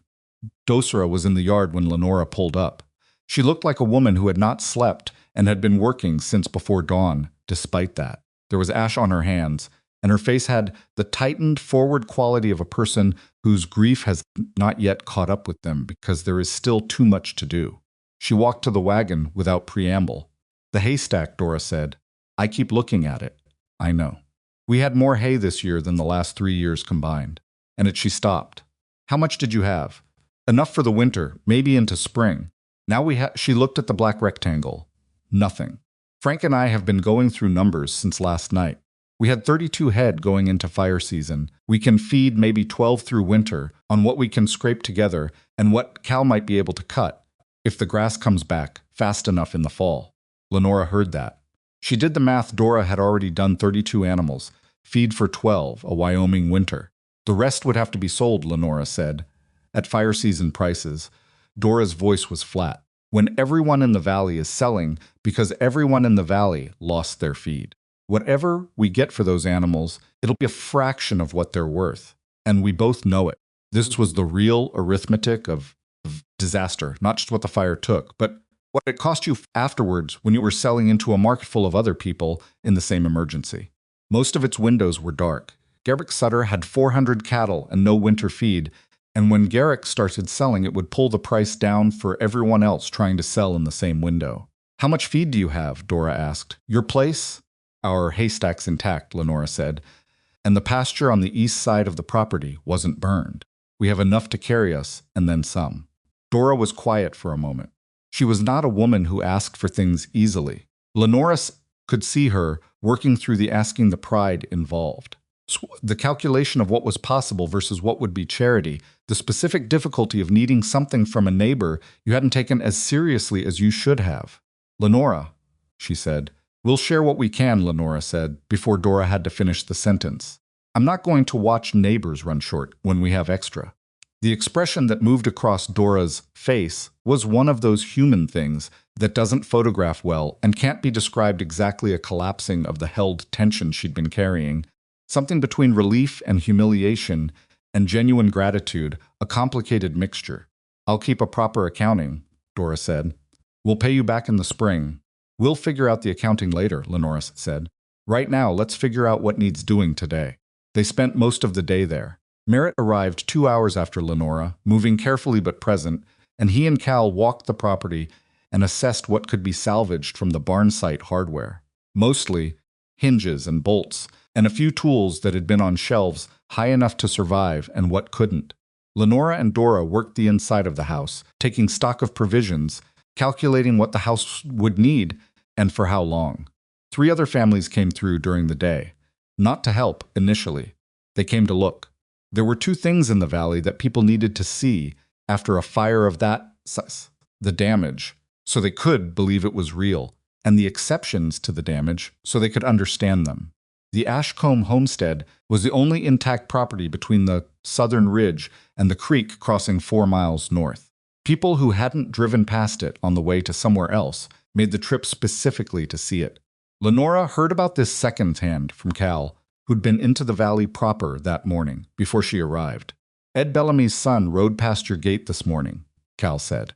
Told his father there was a perfect circle of bare earth around your place, with the fire black right up to the edge, and then nothing, like it stopped in a ring. It did stop in a ring, Lenora said. Ed said that wasn't possible. Ed should drive out and look at it himself. Ed Bellamy was 61 years old and had run the store in Briar Hollow for 30 years, and had the specific kind of authority that comes from being the person everyone buys their supplies from. He was not a cruel man. He was a man who operated on the principle that things worked the way they'd always worked out to truth. Otherwise, and he had filed the Ashcombe Goat Project under things that will probably not work out back in July, and had not revisited that filing. He drove out to the Ashcombe property the next afternoon. Lenora was there when he arrived. She was working on the scorched fence rail, pulling the burned boards, stacking them, measuring for replacements. She heard his wagon on the road and looked up and recognized him and went back to what she was doing. He climbed down and stood at her gate and looked at the cleared ring for a long time without speaking. Can I walk it? He said finally. Go ahead. He walked the perimeter slowly. She watched him without appearing to watch him, kept her hands on the fence work, kept her eyes mostly on what she was doing, but tracked his progress around the ring in her peripheral vision. He was measuring, she could tell. Measuring the width of the cleared area, looking at the scorched patches where the fire had pushed through to the inner edge, looking at the burned ground on the other side of the fence and the bare ground inside it. He came back to the gate. How wide on the west side, he said. 90 feet at the narrow point, 112 at the wide. He nodded slowly, and the fire came through at what height? 15, maybe 20 feet at the tallest. Lower by the time it reached the cleared zone. Another slow nod. He was a man who processed information methodically, which was either a virtue or an irritation depending on your patience and how quickly you needed the conversation to move. I watched you out here in July, he said. Drove past 4 or 5 times. Didn't stop. He paused. Should have. What would you have said? Lenora asked. Genuinely curious. He thought about it. I don't know, he said. Probably nothing useful. I'd made up my mind about what you were doing. She put down her measuring tape. Ed, she said, I need to ask you something. He looked at her. The families in this valley who lost hay, how many of them are going to make it through winter without selling animals they can't afford to sell? He was quiet for a moment. The way he went quiet told her he'd already run this calculation and the answer wasn't comfortable. 6 families, maybe 7, are in real trouble, he said. The Hendersons, the Calders, the Finches. 2 properties on the north end I haven't spoken to yet. And Garrick. Garrick's the worst? Garrick lost more feed than anybody. His hay barn was the largest in the valley. He paused. He's already been in contact with buyers in Cheyenne. He'll have to move 150 head before the first freeze if he's going to carry the rest. Lenora picked up the measuring tape. Again, she looked at the scorched fence rail, the bare ring of earth, the goats moving along the inner fence in their morning pattern. "Thank you," she said, "for telling me." Ed Bellamy stood at her gate for a moment longer. "Those are remarkable animals," he said, looking at the goats. "They are," she said. "I carried those things in the store for 2 years and couldn't move a single one. Priced them down twice. Ended up trading the last 4 for a wagon wheel in the spring." He shook his head slowly. "Should have been paying more attention to what I was carrying." He drove away. Lenora watched him go. She thought about 6 families in winter coming and hay that was ash now. She thought about Garrick Sutter and 150 cattle that needed to be sold before the freeze. She went inside to find Merritt. He was at the kitchen table with a piece of paper and a pencil, which was not a surprise. She'd known he'd get to the arithmetic eventually. She'd gotten there herself 2 days ago, in the first hour after the fire passed, though she'd put it away because the timing wasn't right. The timing was starting to be right. She sat down across from him. He looked up. He'd been doing figures. She could see numbers on the paper, cattle prices, and hay quantities and dates, written in his careful, angular hand. "Garrick's going to sell," she said. "I know. Ed says 150 head before the freeze. I figured about that." Merritt set his pencil down. "We have $43.40, we do. Cattle from a seller who needs to move them fast, in a market where everybody's selling and nobody's buying." He paused. "Even in a bad market, that only gets us 3, maybe 4 animals." "I know the math, Merritt. I'm not sure you know what I'm suggesting." "I know exactly what you're suggesting." She looked at him.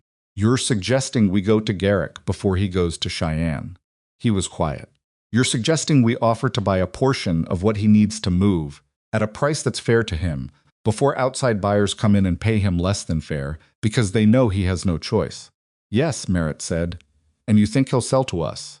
"I think he's a businessman first and a proud man second. And I think when it comes to the choice between selling to neighbors at a fair price and selling to Cheyenne buyers at whatever price they decide to offer," he paused, "he'll sell to neighbors." Lenora looked at the paper on the table, at the numbers Merritt had been running. $43 gets us what?" she said. "At fair market value for fire season, maybe 5 or 6 yearling cattle. If he prices them below market because he needs the volume moved, and he will, once the Cheyenne buyers start talking, maybe 8. 8 cattle," she said. "It's not the 40 we wanted," he said, "but it's a start." She looked at the table. She looked at the wall. She was thinking about something that wasn't quite the cattle and wasn't quite the money. Something about how this conversation would go, about walking up to Garrick Sutter's gate with $43 in her hand and asking to buy his animals, about what that would feel like, and whether it mattered how it felt. It would feel complicated, that was honest. Garrick had sat on his horse in her yard and laughed at her and her goats, and now his hay barn was ash, and she was sitting on an intact haystack, and he needed to sell cattle. There was a version of this situation that felt like justice, and a version that felt like something less comfortable, and the true feeling was probably both at once. "If we do this," she said, "we do it straight. Fair price. No leverage." "I wasn't suggesting leverage. I know you weren't. I'm saying it out loud anyway." He picked up his pencil. "He's going to know we're buying at an advantage. That's just the reality. He's going to know it. But there's a difference between buying at an advantage because the situation created one and making the situation worse to increase the advantage." She paused. "We're not making anything worse. We're just taking what's there," Merritt said. "Being practical neighbors," she said, "which is different." He was quiet for a moment. Then he nodded once, with the settled quality that meant he'd made up his mind and was done making it. "I'll ride over tomorrow," he said. "We'll ride over," she said. Martha Calder came the day before they went to Garrick. Martha was 58, a widow who ran her 60 acres alone since her husband Will had died of a fever 3 winters back, and she was one of the people in Briar Hollow that Lenora respected without reservation.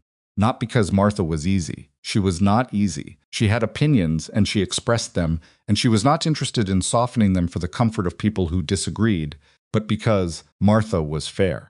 She was one of the few people in the valley who measured everyone by the same standard, regardless of who they were. She had also, Lenora recalled, never laughed at the goats.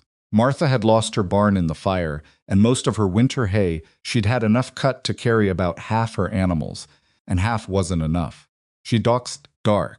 She pulled up in her wagon mid-morning and climbed down and walked to the gate and looked at the cleared ring the same way everyone looked at it, with that particular measuring expression. I want to learn, she said when Lenora came to meet her. No preamble, no small talk about the weather or the fire or how terrible things were. Just, I want to learn. I'll teach you, Lenora said. I want to do it right. Not 45 feet like Dora's. She said this without any sharpness toward Dora. It was just a fact. 45 feet wasn't enough. Dora knew it too. I want the full width, the proper distances. I'll borrow goats from wherever I can get them. We'll bring you 8 animals when the weather cools, Lenora said. They'll be coming off the main pasture rotation by then, and I can spare them for 3 weeks. Martha nodded. She was still looking at the ring. I drove past here in July, she said. I thought you were... She stopped. Wrong, Lenora offered. I was going to say I thought you were working too hard for too little return. Martha looked at her. That's what I told myself anyway. What I actually thought was... Another pause. I thought it was strange that you were the only one doing it. Lenora waited. That's a thing that should have made me think differently, Martha said. When something is obvious and nobody's doing it, usually that means it isn't obvious. It means someone figured out something the rest of us hadn't gotten to yet. She looked at the goats, moving along the inner fence in their afternoon pattern. I should have gotten to it. You're here now, Lenora said. I am. Martha turned and looked at her directly. I need to ask you something, and I want you to know you don't have to say yes. Ask. There are 4 families on the north end who need to clear their places before next fire season. The Prices, the 2 Murdoch brothers who run adjacent properties, and old Tom Eves, who isn't in a physical state to do this kind of work himself. None of them have animals for it. She paused. I could take you around to each of them, help you explain how it works. You'd be doing the teaching. Lenora thought about what that would mean in terms of time. The fall work that still needed doing on their own property. The cattle she and Merritt were planning to buy. The fence rebuilding, the haystack maintenance. The ongoing work of getting through winter. Not all at once, she said. One property at a time. One lesson one day. That's fair, and I can't spare the animals until after the first frost. I need them on our pasture rotation through the fall.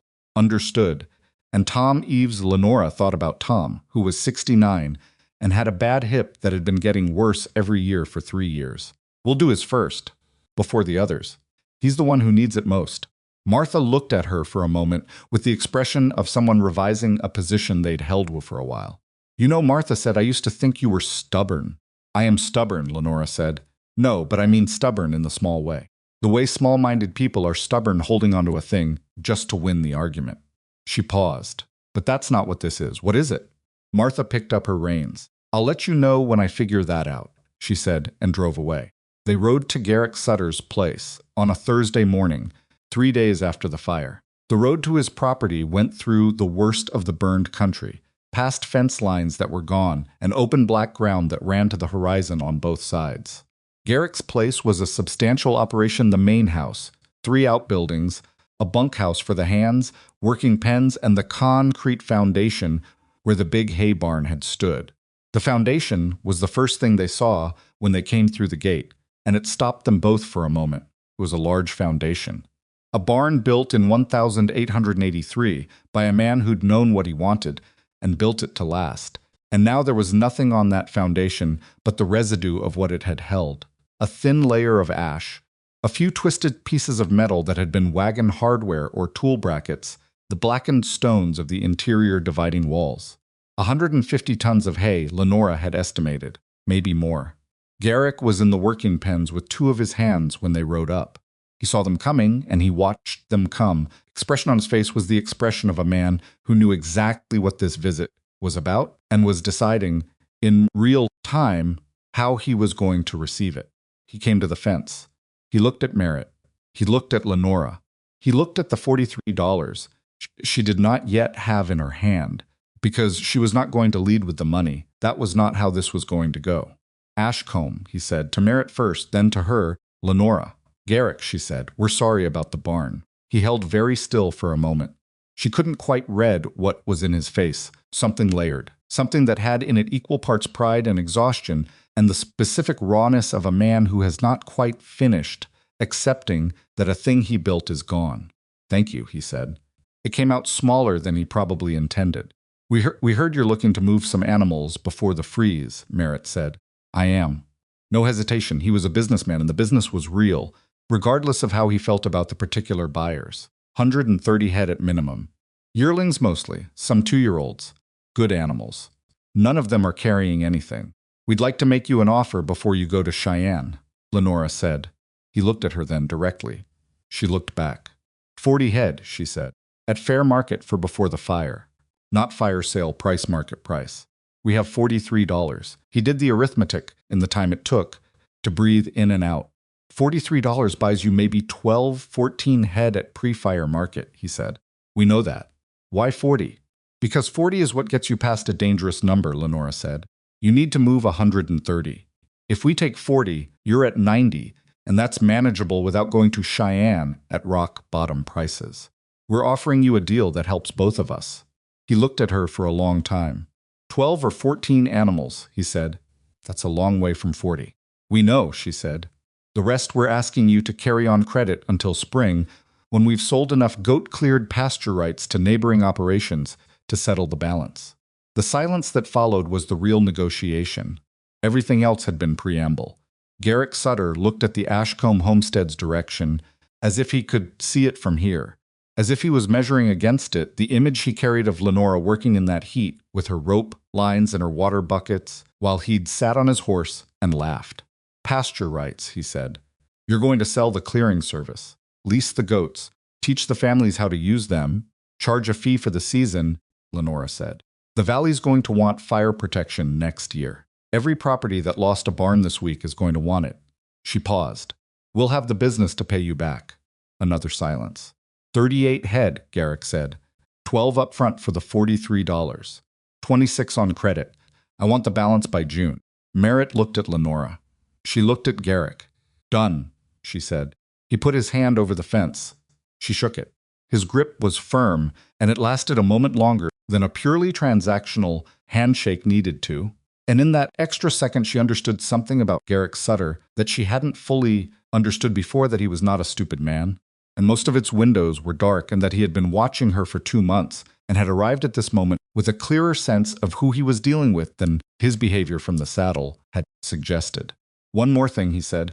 He had not let go of her hand yet. She waited. "My place. The western approach, the 2 creek paddocks, and the main house perimeter." He said it flat, without flourish. "Next spring, before fire season," she looked at him. "I'll pay fair," he said. "Whatever you're charging the others." "Same rate as everyone else," she said. "Not more, not less." He let go of her hand. "You'll hear from me in March," he said. He turned back toward the working pens, then stopped. He didn't turn around. "Lenora," he said. She waited. "I was wrong," he said, "about the goats." He stopped. "About what I thought I was looking at." He walked back to his hands without waiting for a response, and that was exactly right, because there was no response that would have added anything to what he'd said, and they both knew it. Merritt turned the horses toward home. They rode through the burned valley in the afternoon light. 2 people who had started the summer with $43 and 40 scrawny goats. And nothing but a plan they weren't sure would work. And who were going home now with 38 cattle coming in the spring, and a business that hadn't existed 3 months ago, and a balance of $43.40. Exactly the same as they'd started. Lenora thought that was one of the funniest things that had ever happened to her. And she started laughing somewhere around the 2nd-mile marker. And Merritt looked at her sideways and said, "What?" And she said, "We're back to where we started." And he thought about it for a moment. And then he started laughing too. Most of its windows were dark. They rode home through the black country in the late afternoon, and the goats were waiting at the gate when they got there. Bishop at the front as always, expressing his views on the lateness of the supper hour with his characteristic lack of subtlety. Bishop got into the vegetable garden on the first Saturday of September. Most of it Lenora didn't see it happen. She was on the north side of the property, walking the fence line, checking the posts that had been loosened by the fire wind, and she came around the east corner of the cabin to find him standing inside the garden fence with an expression of complete moral innocence, eating her late-season squash with the methodical satisfaction of an animal who has done nothing wrong. and would like this position formally acknowledged. She stood at the garden gate and looked at him. He looked back at her. He had a piece of squash vine hanging from the side of his mouth. "Bishop," she said. He ate the vine. She should have been angry. The squash had been one of the things she'd managed to keep growing through the drought, babying it through August with water she could barely spare, and there were 6 good ones left on the vine that she'd been planning to carry through to October. 3 of them were gone. The vine itself was mostly gone. Bishop had made a thorough job of it in what she estimated had been approximately 15 minutes. She opened the gate, walked in, put her hand on his neck, and walked him out. He went willingly, which meant he was finished, and not that he had any particular remorse about the situation.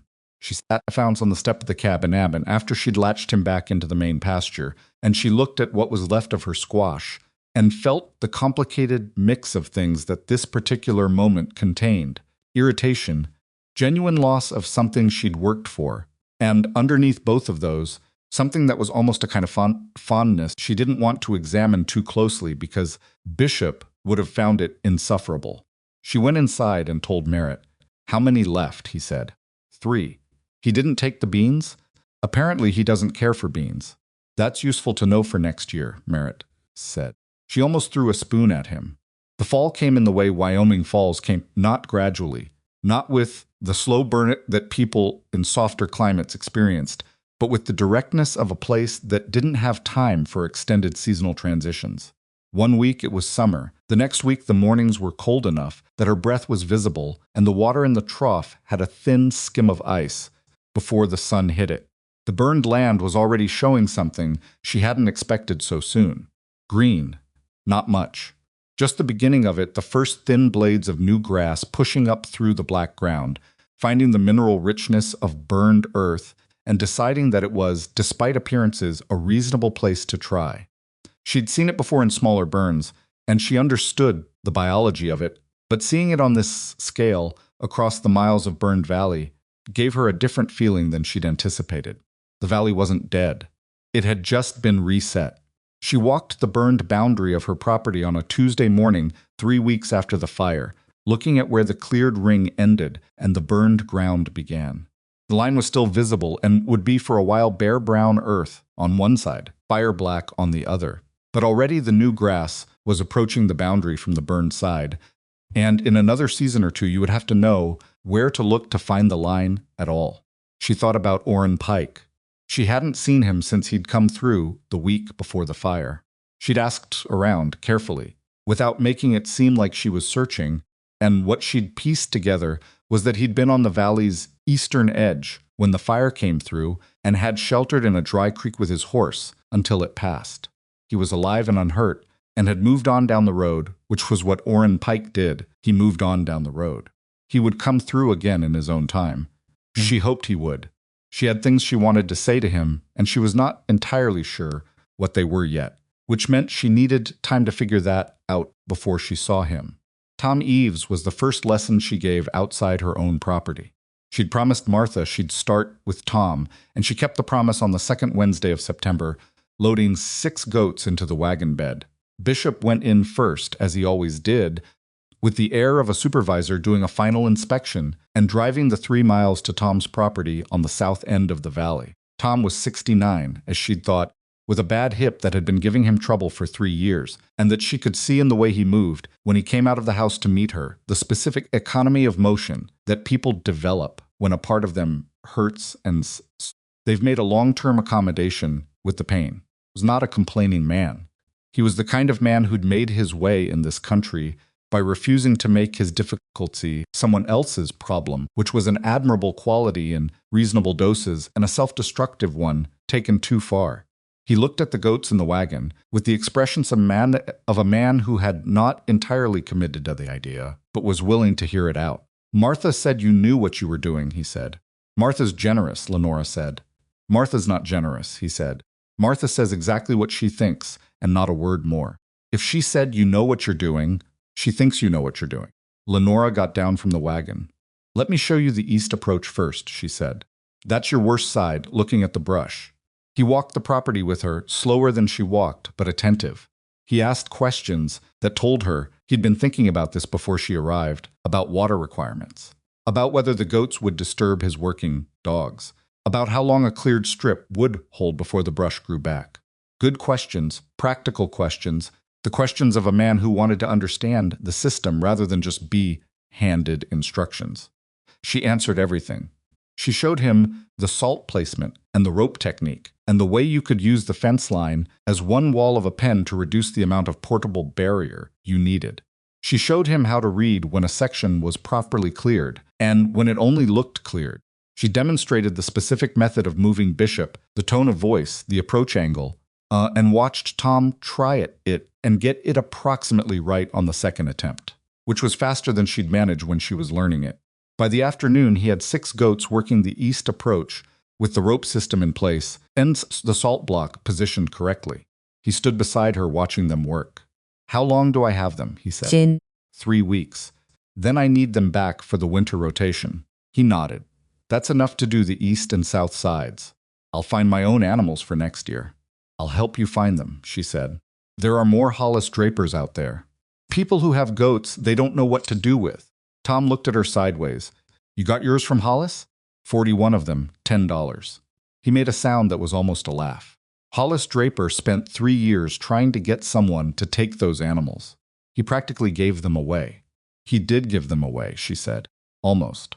Tom shook his head slowly, the way people shook their heads when a thing turned out to be different from what they'd thought. "I guess it depends on what you're looking for," he said. "Most people looked at those goats and saw animals that weren't cattle." "And what did you see?" she asked. He thought about it. "Honestly, I didn't look close enough to see anything." He was quiet for a moment. "That's probably been my problem more than once." She drove home in the late afternoon with the empty wagon bed, the 6 goats having been left at Tom's place, and she felt not satisfied exactly. The word was too clean and complete for what she felt. She felt like something was continuing. Like what started in Hollis Draper's pasture with a $10 decision was still moving outward, still finding new ground. The Price family came to her. That was the difference from the early summer. She was no longer the person going to the valley, with something people weren't sure they wanted. People were coming to her. It was a subtle shift, but a real one. And she noticed it the way you notice a change in the weight of air before weather. Robert and Agnes Price were a young couple, younger than Lenora and Merritt, who'd been on their property for only 2 years and had lost their first real hay crop in the fire. Robert was 24 and eager, in the way young men are eager when they're trying very hard to prove they belong in a place. Agnes was 22 and quieter than Robert, and Lenora suspected, the one who actually made most of the decisions, which was a pattern she recognized. They came on a Sunday morning, driving their wagon up to the gate and climbing down with the particular stiffness of people who have prepared for a difficult conversation and are waiting to see if it's going to be as difficult as they feared. It wasn't. Lenora brought them coffee, and they sat at the table outside. A table Merritt had built 2 summers ago, slightly uneven because the ground it sat on was slightly uneven, which had always bothered him more than it bothered her. And she explained the system simply and while Agnes asked questions, and Robert listened and occasionally asked a question of his own when he'd finished processing the previous one. Halfway through, Agnes put down her coffee cup. "Can I ask you something that isn't about the goats?" she said. "Go ahead." Agnes glanced at Robert briefly, the way people do when they've discussed a thing and decided one of them will be the one to say it. "When you started," Agnes said, "and people were when Garrick Sutter was making comments, and people were laughing. How did you just keep going?" Lenora looked at her coffee. She thought about how to answer that, honestly, which was the only way she wanted to answer it. "I'm not sure I kept going the way you mean it," she said. "You're probably imagining I had some kind of certainty that got me through. I didn't." She looked up. "I kept going because I'd done the math, and I couldn't find a better answer. It's Damiz, and because stopping meant letting the mockery win, and I wasn't willing to do that, which is not the same as being certain you're right. That's just stubbornness." "But you were right," Robert said. "This time." She said it plainly. "This time the math worked out, and the plan worked, and the fire came at the right angle, and I'd had enough time to do most of what I needed. A dozen things could have gone differently." She paused. "I'm not telling you that to be modest. I'm telling you Because if you take the wrong lesson from what happened here, if you decide the lesson is that stubbornness and confidence are always enough, that's going to hurt you eventually. Agnes was watching her carefully. What's the right lesson? Agnes said. Lenora thought about it, really thought about it, the way she'd been thinking about it in the back of her mind since the morning after the fire, when she'd stood at her fence and looked at the bare ring of earth and the intact haystack and tried to understand what exactly had happened. Do your homework, she said finally. Find the person who knows more than you and ask them to tell you what they know. Put the time in before the emergency, not during it. And when people laugh, she stopped. Started again. When people laugh, don't try to convince them they're wrong. Just keep doing the work. The work will make the argument. Agnes picked her coffee cup back up. She looked at it, then at Lenora. Is that what you did? She said. Mostly, Lenora said. With a lot of second-guessing and one very stubborn goat, Robert laughed. It was the first time he'd fully laughed since they'd arrived, and it broke something open in the conversation, made the air easier. When can we start? He said. The two Murdoch brothers were a different kind of lesson. James and Henry Murdoch ran adjacent properties that shared a fence line, and they had the specific quality of brothers who had been in business together long enough that they'd developed a shorthand communication that left everyone around them slightly behind. They also disagreed constantly, not angrily but reflexively, the way people disagree when argument has become the primary mode of conversation. When Lenora came to their shared fence line on an October morning, she found them already in disagreement about where the firebreak should start. East side, James said. Fire came from the west this time, but wind patterns in this valley shift. East side's been neglected. West side, Henry said. You clear the side the fire came from. That's just sense. That's reactive sense. I'm talking about, gentlemen, Lenora said. They both looked at her. Both sides, she said. East and west. You do the west this fall and the east in the spring, or you divide the animals and do both at once. Either works, they considered this. Both sides, James said to Henry, as if it had been his idea. That's what I was going to say, Henry said. Lenora spent 4 hours at the Murdoch properties that day and came away with the knowledge that the brothers, despite their performance of disagreement, were actually its windows work, were actually quite good at the physical work and had the combined energy of men who were accustomed to doing twice as much work as other people because they'd never fully learned to divide labor efficiently. She thought the goats were going to be somewhat overwhelmed by their enthusiasm. She told Merritt this when she got home. Did they argue about the salt block placement? He said, for 20 minutes. And they put it exactly where I told them to put it originally, and both claimed it was their idea. Merritt stirred the pot on the stove. Sounds about right. The 38 cattle from Garrick arrived in early October, driven over by two of his hands on a cool Monday morning that smelled like fall was finished playing it being summer and was ready to commit. Lenora watched them come through the gate. They were good animals, she could see, that immediately, the way you see it in livestock that have been well kept, the quality in the coat and the movement, and the way they serve and the movement, panicked acoustic, but not panicked interest of animals that had been treated decently. Garrick, whatever his other qualities, kept good cattle. 12 had been paid for. 26 were on credit. She stood at the fence and watched them spread across the east pasture, which was the unburned side.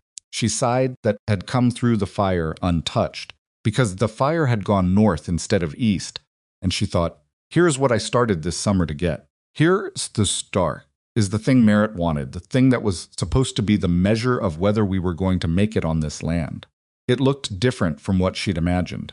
The 40 head she'd pictured in the spring. She'd pictured in the spring the fine imagined cattle that were going to be the answer to all the questions the drought had raised. Those animals had a different quality in imagination than 38 real. Ones did in the east pasture on an October morning.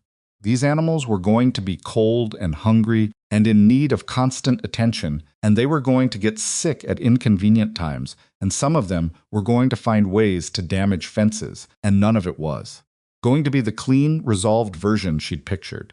She was glad. She was genuinely, specifically glad that it was the real version and not the imagined one. Merritt came to stand beside her. Count them, he said. I'm counting. 38. I know how many I agreed to buy, Merritt. Just checking. She bumped her shoulder against his arm. He bumped back. They stood at the fence and watched their cattle settle into the east pasture. The letter from Orrin Pike arrived in November. She hadn't known he could write. She'd assumed, without thinking much about it, that a man who spent his life walking from property to property along Wyoming's back roads probably didn't have much occasion for correspondence. The letter arrived at the feed store, addressed in a handwriting that was deliberate and slightly labored. The handwriting of a man who had learned to write and kept the skill but didn't exercise it often. Ed Bellamy handed it to her when she came in for supplies and said, "Got something for you," with the studied casualness of a man who was very interested in what the letter contained and was too polite to say so. She put it in her pocket. She read it that evening at the table while Merritt was doing the feed accounts. It was 3 pages, which surprised her.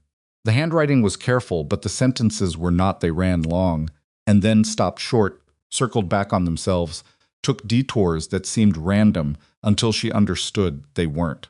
He had been in Carbon County, he wrote, when the fire hit Briar Hollow. He'd heard about it from a writer 3 days after. He'd heard the Ashcombe place came through intact, and he wanted to say that this was not a surprise to him, which he hoped she would take as a compliment since it was intended as one. He'd known what she was building, and he'd known she was building it right. He also wrote this, "I've been in this country for a long time, and I've watched a lot of people try to solve the same problems in the same ways, because the same ways are what everyone knows. What you did this summer was not the same way. It was your way, and the difference is that your way actually looked at the problem instead of just applying the standard answer to it. That's rarer than it sounds. Most people, when they're scared, reach for what's familiar. You reached for what was true. I thought you should know that I've seen the other kind, and you're not it." He ended by saying he would come through in the spring if his joints held, which they had thus far despite his best efforts to abuse them, and that he had a few refinements to suggest for the rope technique that she might find useful for teaching. She folded the letter carefully and put it in the kitchen drawer, where she kept things that mattered. Merritt looked up from his accounts. "Good news?" "Good letter," she said. Winter came the way Wyoming winters came, without apology. The first real snow fell in late November, covering the burned land in white that erased the black and made the valley look clean and new and entirely itself again. The cattle settled into the winter routine with the adaptability of animals that understand cold in a way that has nothing to do with thinking about it. The goats, with their thick coats and their comprehensive opinions about everything, managed the cold with what she could only describe as contempt. They found it beneath them. Clearly, this human concern about temperature. Bishop grew a winter coat that made him look like a completely different animal, broader and more substantial, which only increased his already considerable sense of self-importance. She spent the winter doing the things that needed doing and thinking about the things she'd been too busy to think about during the summer and fall. She thought about the letter from Orrin Pike and the phrase he'd used, reached, for what was true. She turned that over. She thought about Agnes Price, asking how she'd kept going and the answer she'd given, which had been honest as far as it went, but hadn't gone all the way to the bottom of the thing. The bottom of the thing was this: she had been afraid every single day of that summer. Not of the goats or the work or the neighbors laughing. Afraid that she was wrong. Afraid that she'd looked at a problem and found an answer that made sense to her and that the answer was only good in her head and would fail in the real world where fires had their own ideas about what 100 feet of bare earth was worth. That fear had been present every morning when she got up and went out to move the rope lines and position the salt blocks. It had been there in the afternoon when her feet ached and her arms ached, and Garrick Sutter's laugh was still present in her memory, like a splinter you can't quite get to. It had been there the morning she smelled smoke and went out on the porch and looked at the ridge and saw orange in the dark. And what she'd done with that fear all summer was not conquer it. You didn't conquer fear, she'd decided. That was a story people told because conquering sounded like something a person could choose to do on a given morning. And it wasn't. What she'd done was carry the fear with you into the work and let the work be louder than the fear, and some days the margin between those two things was wider than others. The day of the fire, the margin had been about 3 feet and 8 seconds. She thought that was important to know. Not because it was comfortable, but because it was accurate, and accurate was more useful than comfortable. January brought something she hadn't anticipated, a delegation. It arrived on a Thursday afternoon, 3 wagons, which was unusual, and in them were Ed Bellamy, Martha Calder, Cal Finch, and a man she recognized as the county land assessor, whose name was Gerald Partridge, and who had the look of a man who spent most of his time indoors dealing with paperwork, and was slightly uncertain what to do with weather. Merritt saw them coming from the barn and came to stand beside her on the porch. "What is this?" he said. "I have no idea," she said, which was true, or mostly true. She had a suspicion, but she held it. They came through the gate and climbed down, and Ed Bellamy, who had apparently been designated the spokesperson for this particular assembly, came forward with his hat in his hands, which meant it was formal. "Lenora," he said. "Merritt, thank you for seeing us." "You didn't exactly ask," Merritt said, not unkindly. "No," Ed acknowledged. "We were worried you might say no." Lenora looked at Gerald Partridge, who was looking at the goats with the expression of a man encountering a species he'd heard of, but never previously encountered. "Mr. Partridge," she said, "what brings the county land office to Briar Hollow?" Partridge cleared his throat. He was 30-something, younger than she'd expected, with the careful manner of a man who understood that he was in a room, or in this case, a yard, where other people had more authority than his tights suggested. "The county is looking at fire mitigation requirements for the valley properties," he said. "After this summer's event, there's been discussion at the territorial level about whether some form of firebreaks standard should be recommended for homestead operations." He paused. "When I was discussing options with the valley representatives," he gestured at Ed and Martha, "your name came up as someone with practical experience." "My name," Lenora said. Several times Martha said from behind Partridge. Her voice was dry, which was its natural state. "They'd like to document what you did," Partridge said. "Not prescriptively, they're not looking to require a specific method. But the Territorial Agricultural Office has been asking whether there are scalable approaches to brush management that could reduce fire risk across the region." Lenora looked at the goats. She looked at Merritt. He was doing the careful neutral face, the one that meant he had thoughts and was choosing not to lead with them, because this was her territory, and he knew it. "Scalable," she said to Partridge. "You mean, could this work on more than one property? Could it work on many properties? Across the territory?" She thought about Orrin Pike's letter, about the woman in New Mexico in 1871, about the way Dora had learned in an afternoon, the way Tom Eves had gotten Bishop's measure by the second try, the way Agnes Price had asked questions that told her she already understood the fundamentals and just needed someone to confirm them.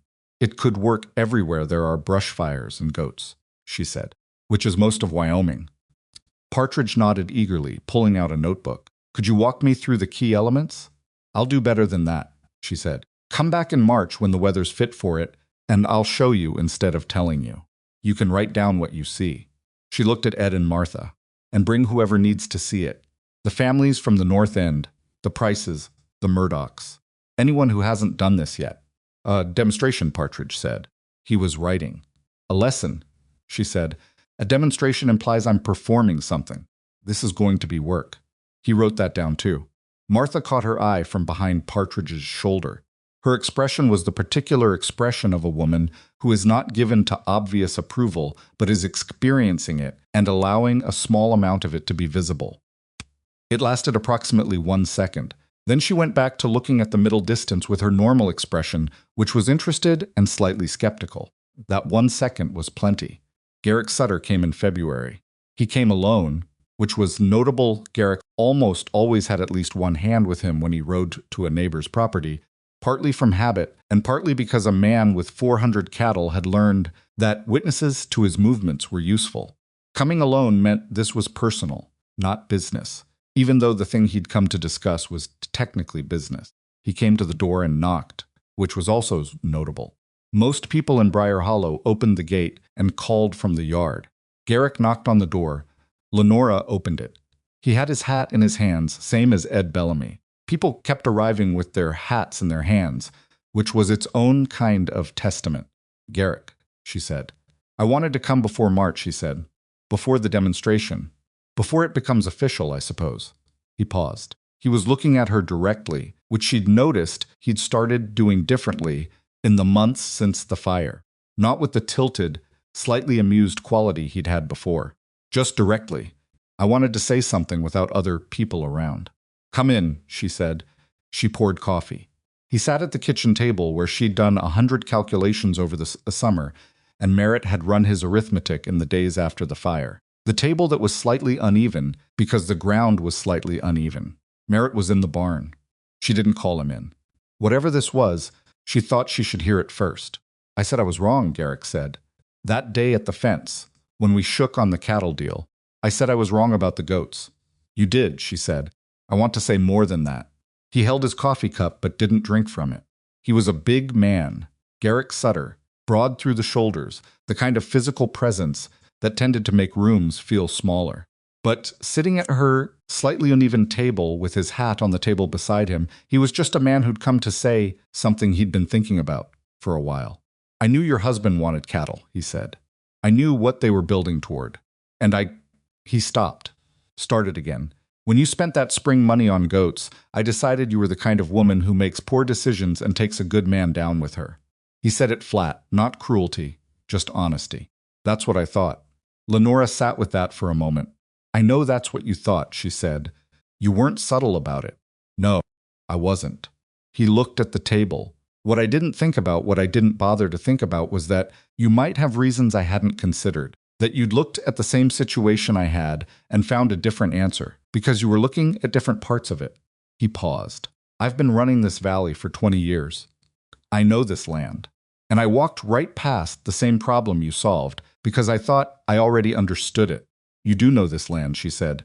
"Better than I do in most ways." "That's real, but not always." "No, not always." He was quiet for a moment. Outside, she could hear the wind coming off the ridge. The February sound of it. Cold and testing. "The spring demonstration," he said. "When Partridge comes from the county, I'd like to help organize it." She raised an eyebrow.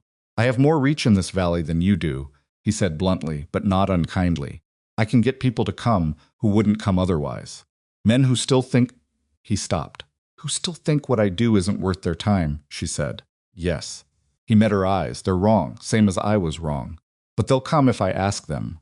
And if they come and see it working, they'll start doing it," she said. "That's what I'm hoping." She looked at him. She thought about the morning he'd sat on his horse in her yard and laughed. She thought about the $43 and the 38 cattle and the handshake at his fence. She thought about the specific, complicated nature of being wrong and knowing it and deciding what to do with that knowledge. Garrick Sutter had decided to do something useful with it. That was worth something. "All right," she said. "You can help organize it. There's one more thing." She waited. "I'd like to start a fund," he said, "for families who want to set up the system but don't have the animals. A small loan program, 3 or 4 goats, a season to prove it works, and they pay back into the fund when they're able." He paused. "I'd put in the first $100. She sat very still. "Why?" she said, not suspicious. Genuinely asking. He thought about it. He had the quality of a man who was not accustomed to explaining his own motivations and was making the effort anyway. "Because I can afford to lose $100 if it doesn't work," he said. "And most people in this valley can't afford to lose what they lost in August." He looked at his coffee cup. "And because someone should have done something like this before the fire. And I was the person in this valley with the means to do it. And I didn't, because I wasn't paying attention to the right things." A long silence. "You'd put my name on the program," she said. "The Ashcombe method, or whatever Partridge is going to call it, in his county report. If you'll let me put my name on the fund," he said. "The Sutter Fund." She almost smiled. He almost smiled. It was a negotiation, which was the language they both spoke most fluently, and it was also something more than that. "Done," she said. The March demonstration brought 42 people to the Ashcombe property on a cool, bright Saturday morning. 42 people. She counted them twice, because the first count seemed wrong. They came in wagons and on horseback from every part of the valley, and they stood at the cleared ring in the March light. The bare earth was still there. The winter hadn't changed it, wouldn't, until the grass came back in April, and Lenora walked them through it, the same way she'd walked Agnes Price and Tom Eves and Dora Finch through it, one section at a time, one question at a time, the salt and the rope and the reading of the terrain. Gerald Partridge stood to the side and wrote everything down. Garrick Sutter stood in the crowd, not at the front and not at the back in the middle, same as everyone else, listening. Bishop led the goat demonstration. He did it with the bearing of an animal that had always known the moment was coming, and had been preparing for it in private, which was probably not accurate, but was not entirely wrong either. He went where she directed him. He worked the section she set him on. He stopped when she stopped and moved when she moved, and generally behaved with a professionalism that made her briefly and irrationally proud of him before she remembered that he'd eaten her squash in September without remorse. Tom Eves brought his own goats. 4 animals he'd sourced in January from a farm 2 counties over, small mixed-breed animals that he'd been working since February and that were already, under his methodical attention, developing into a competent clearing crew. He brought them and he demonstrated the technique himself, with Lenora standing nearby but not directing. Martha Calder watched that demonstration with her arms crossed and an expression that was her version of moved, not soft, not visibly affected, but present in a way that was different from her usual watchful quality. After she came to stand beside Lenora, "Tom did that himself," she said. "He did. You taught him in a day. He learned in a day. That's him, not me." Martha looked at the crowd of 42 people, many of them now in their own small groups, talking to each other about what they'd seen, trading questions and observations, and the particular energy of people who've understood something new and are trying to figure out how it applies to them. "You know what this is?" Martha said. "What is it?" "This is the valley changing." She said it simply, without drama. Not because someone told it to change, because one person saw something that worked and showed someone else, and they showed someone else. She paused. That's how anything real actually happens.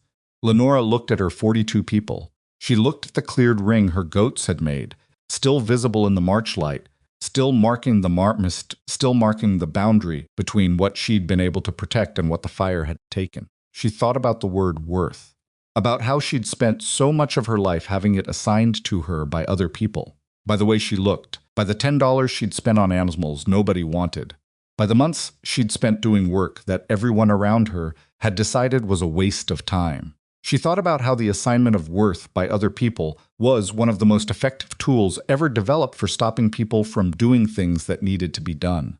She thought about Bishop eating her squash and carrying her through a wildfire in the same season. She thought about Merritt saying, "It's not going wrong because of you," on the evening before the fire, with the particular plainness of a man who'd arrived at a truth he'd been slow to get to, but was going to state now that he'd gotten there. She thought about Orrin Pike writing, "You reached for what was true." What was true, she'd decided over the course of this year, was not comfortable or clean or delivered at a good time. Most of its windows were dark. What was true was that the land had a problem, and the standard answer wasn't going to solve it, and she'd a different answer and done the work to find out if it held. What was true was that 2 months of blistered hands and mockery and second-guessing had turned into a firebreak that worked. What was true was that 41 animals that nobody wanted had saved everything she owned, and were now, in some sense, saving the valley they lived in. What was also true was that she still had to fix the squash garden fence before spring planting. Bishop had identified a gap in it she hadn't noticed yet, and she was certain he'd noticed it before she had. That was the thing about real life, she thought. The stakes were enormous, and the works was also just work daily, physical, particular, occasionally absurd. You didn't get the important moments without the ordinary ones. The firebreak had worked because of 2 months of ordinary mornings, not because of the morning the fire came. She would take her ordinary mornings. She had come to see them for what they were. In the spring, the grass came back to the burned land. It came back faster than anyone expected, the new growth thick and green over the mineral-rich burned earth, and by late April the valley had a quality it hadn't had in 3 years of drought and aliveness, a green depth that seemed to go all the way down into the ground. The fire had taken the dead accumulated growth of those 3 years and returned it to the earth in one brutal conversion. And the earth was making use of it. Briar Hollow rebuilt. Barns went up on the Henderson property and the Finch property, and 3 others throughout the spring, community work parties that moved from site to site on Saturdays, everyone contributing what they could in labor or materials or both. Lenora worked every one of those parties, and Merritt worked them too, his back having slowly improved through the winter's relative rest to something close to its normal state. The Sutter Fund made its first 3 loans in April. 3 families received animals and instruction, and the knowledge that they had a season to prove the method before repayment came due. All 3 set up clearing systems before the summer dry season arrived. The county report came out in May. Gerald Partridge had given it a title that was longer than it needed to be and written it in language that was more formal than the subject required. But the substance of it was sound, and the method it described was the one Lenora had developed in her Burned Over, drought-dry 160 acres through the summer of 1887. Her name was in it, not on the cover, but in the text, attributed correctly, which was enough. The cattle thrived in the east pasture. By June, she'd paid off 8 of the 26 animals she owed Garrick, and the remaining balance was on track for November. He sent a polite note acknowledging the payment, which was more formal than necessary, and which he put in the kitchen drawer and alongside Orrin Pike's letter. The goats continued to be the goats. Bishop continued to be Bishop. He found the gap in the squash garden fence in April, as she'd predicted, and she fixed it with extra wire on 3 sides and a heavy stone against the gatepost, and she came out one May morning to find him standing outside the garden, looking at the fence with a specific quality of attention that told her he was conducting an engineering assessment. No, she told him. He looked at her. I mean it, she said. He turned and walked away with great dignity, which meant he hadn't found a solution yet, but the project was ongoing. She watched him go with the mixture of exasperation and something she was willing to call, privately, genuine affection. He had led 41 animals through 2 months of hard work and an August wildfire, and had done it with the consistency and stubbornness of a creature that understood, at some level below thinking, what it was for, and refused to be less than that. She understood something about that. She turned from the garden and looked out at the east pasture, where the cattle grazed in the June morning, and at the cleared ring that was already beginning to show the spring's new growth at its edges, and at the valley beyond green, rebuilt, changed smalls that wouldn't be visible to someone who hadn't known it before, but were visible to her who had. Merritt came out of the barn and walked across the yard to stand beside her. He didn't say anything for a moment. He didn't need to. Most of its windows were dark. There were people who'd been married long enough to share a silence without anyone feeling the need to fill it. 38 cattle, he said eventually. 38. And 41 goats. 41. That's a different spread than I imagined when we started, he said. It's better, she said. He considered that. He was a fair man, and fairness required him to actually consider it rather than just agree. Yeah, he said, it is. She put her hand on the fence post. The wood was warm from the morning sun, rough under her palm, soused. The same palm that still carried the faint scar of the bucket burn from the morning of the fire, a white line across the crease of the hand that she'd stopped noticing except occasionally when the light caught it a certain way. She noticed it now. She thought, there is the proof. That's what the summer cost, right there in the scar tissue on my hand. That and the blistered feet and the nights I lay awake, running numbers, and the day I sat in the dirt in the middle of my cleared ring, because my body was done whether I was or not. Nothing that had happened here had been easy or clean or arrived without a cost. The cattle were real, and the business was real, and the valley was different, and the Sutter Fund was making its first loans, and Partridge's report was in the county office, and Tom Eves had his own goats now, and Agnes Price was asking questions that told her she was already thinking about next year's expansion.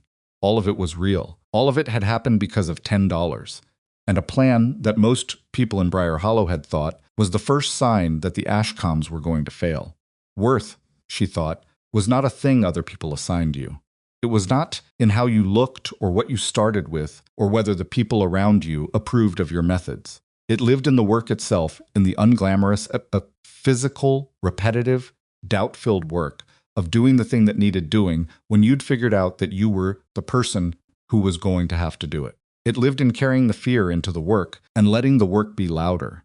It lived in the specific ordinary morning when you went out before the light was good and moved the rope line forward another 12 feet because there was still more to do, and the time to do it was now. She stood at the fence in the June morning, with the scar on her palm and 38 cattle in the east pasture, and 41 goats moving through the clearing ring in their daily pattern. Bishop, at the front as he always was, heading toward windows were dark, heading toward whatever came next with the full conviction of an animal that had never once doubted what it was worth. She hadn't either. Not really. Not all the way down where it counted. That, in the end, was the only thing that had made any difference.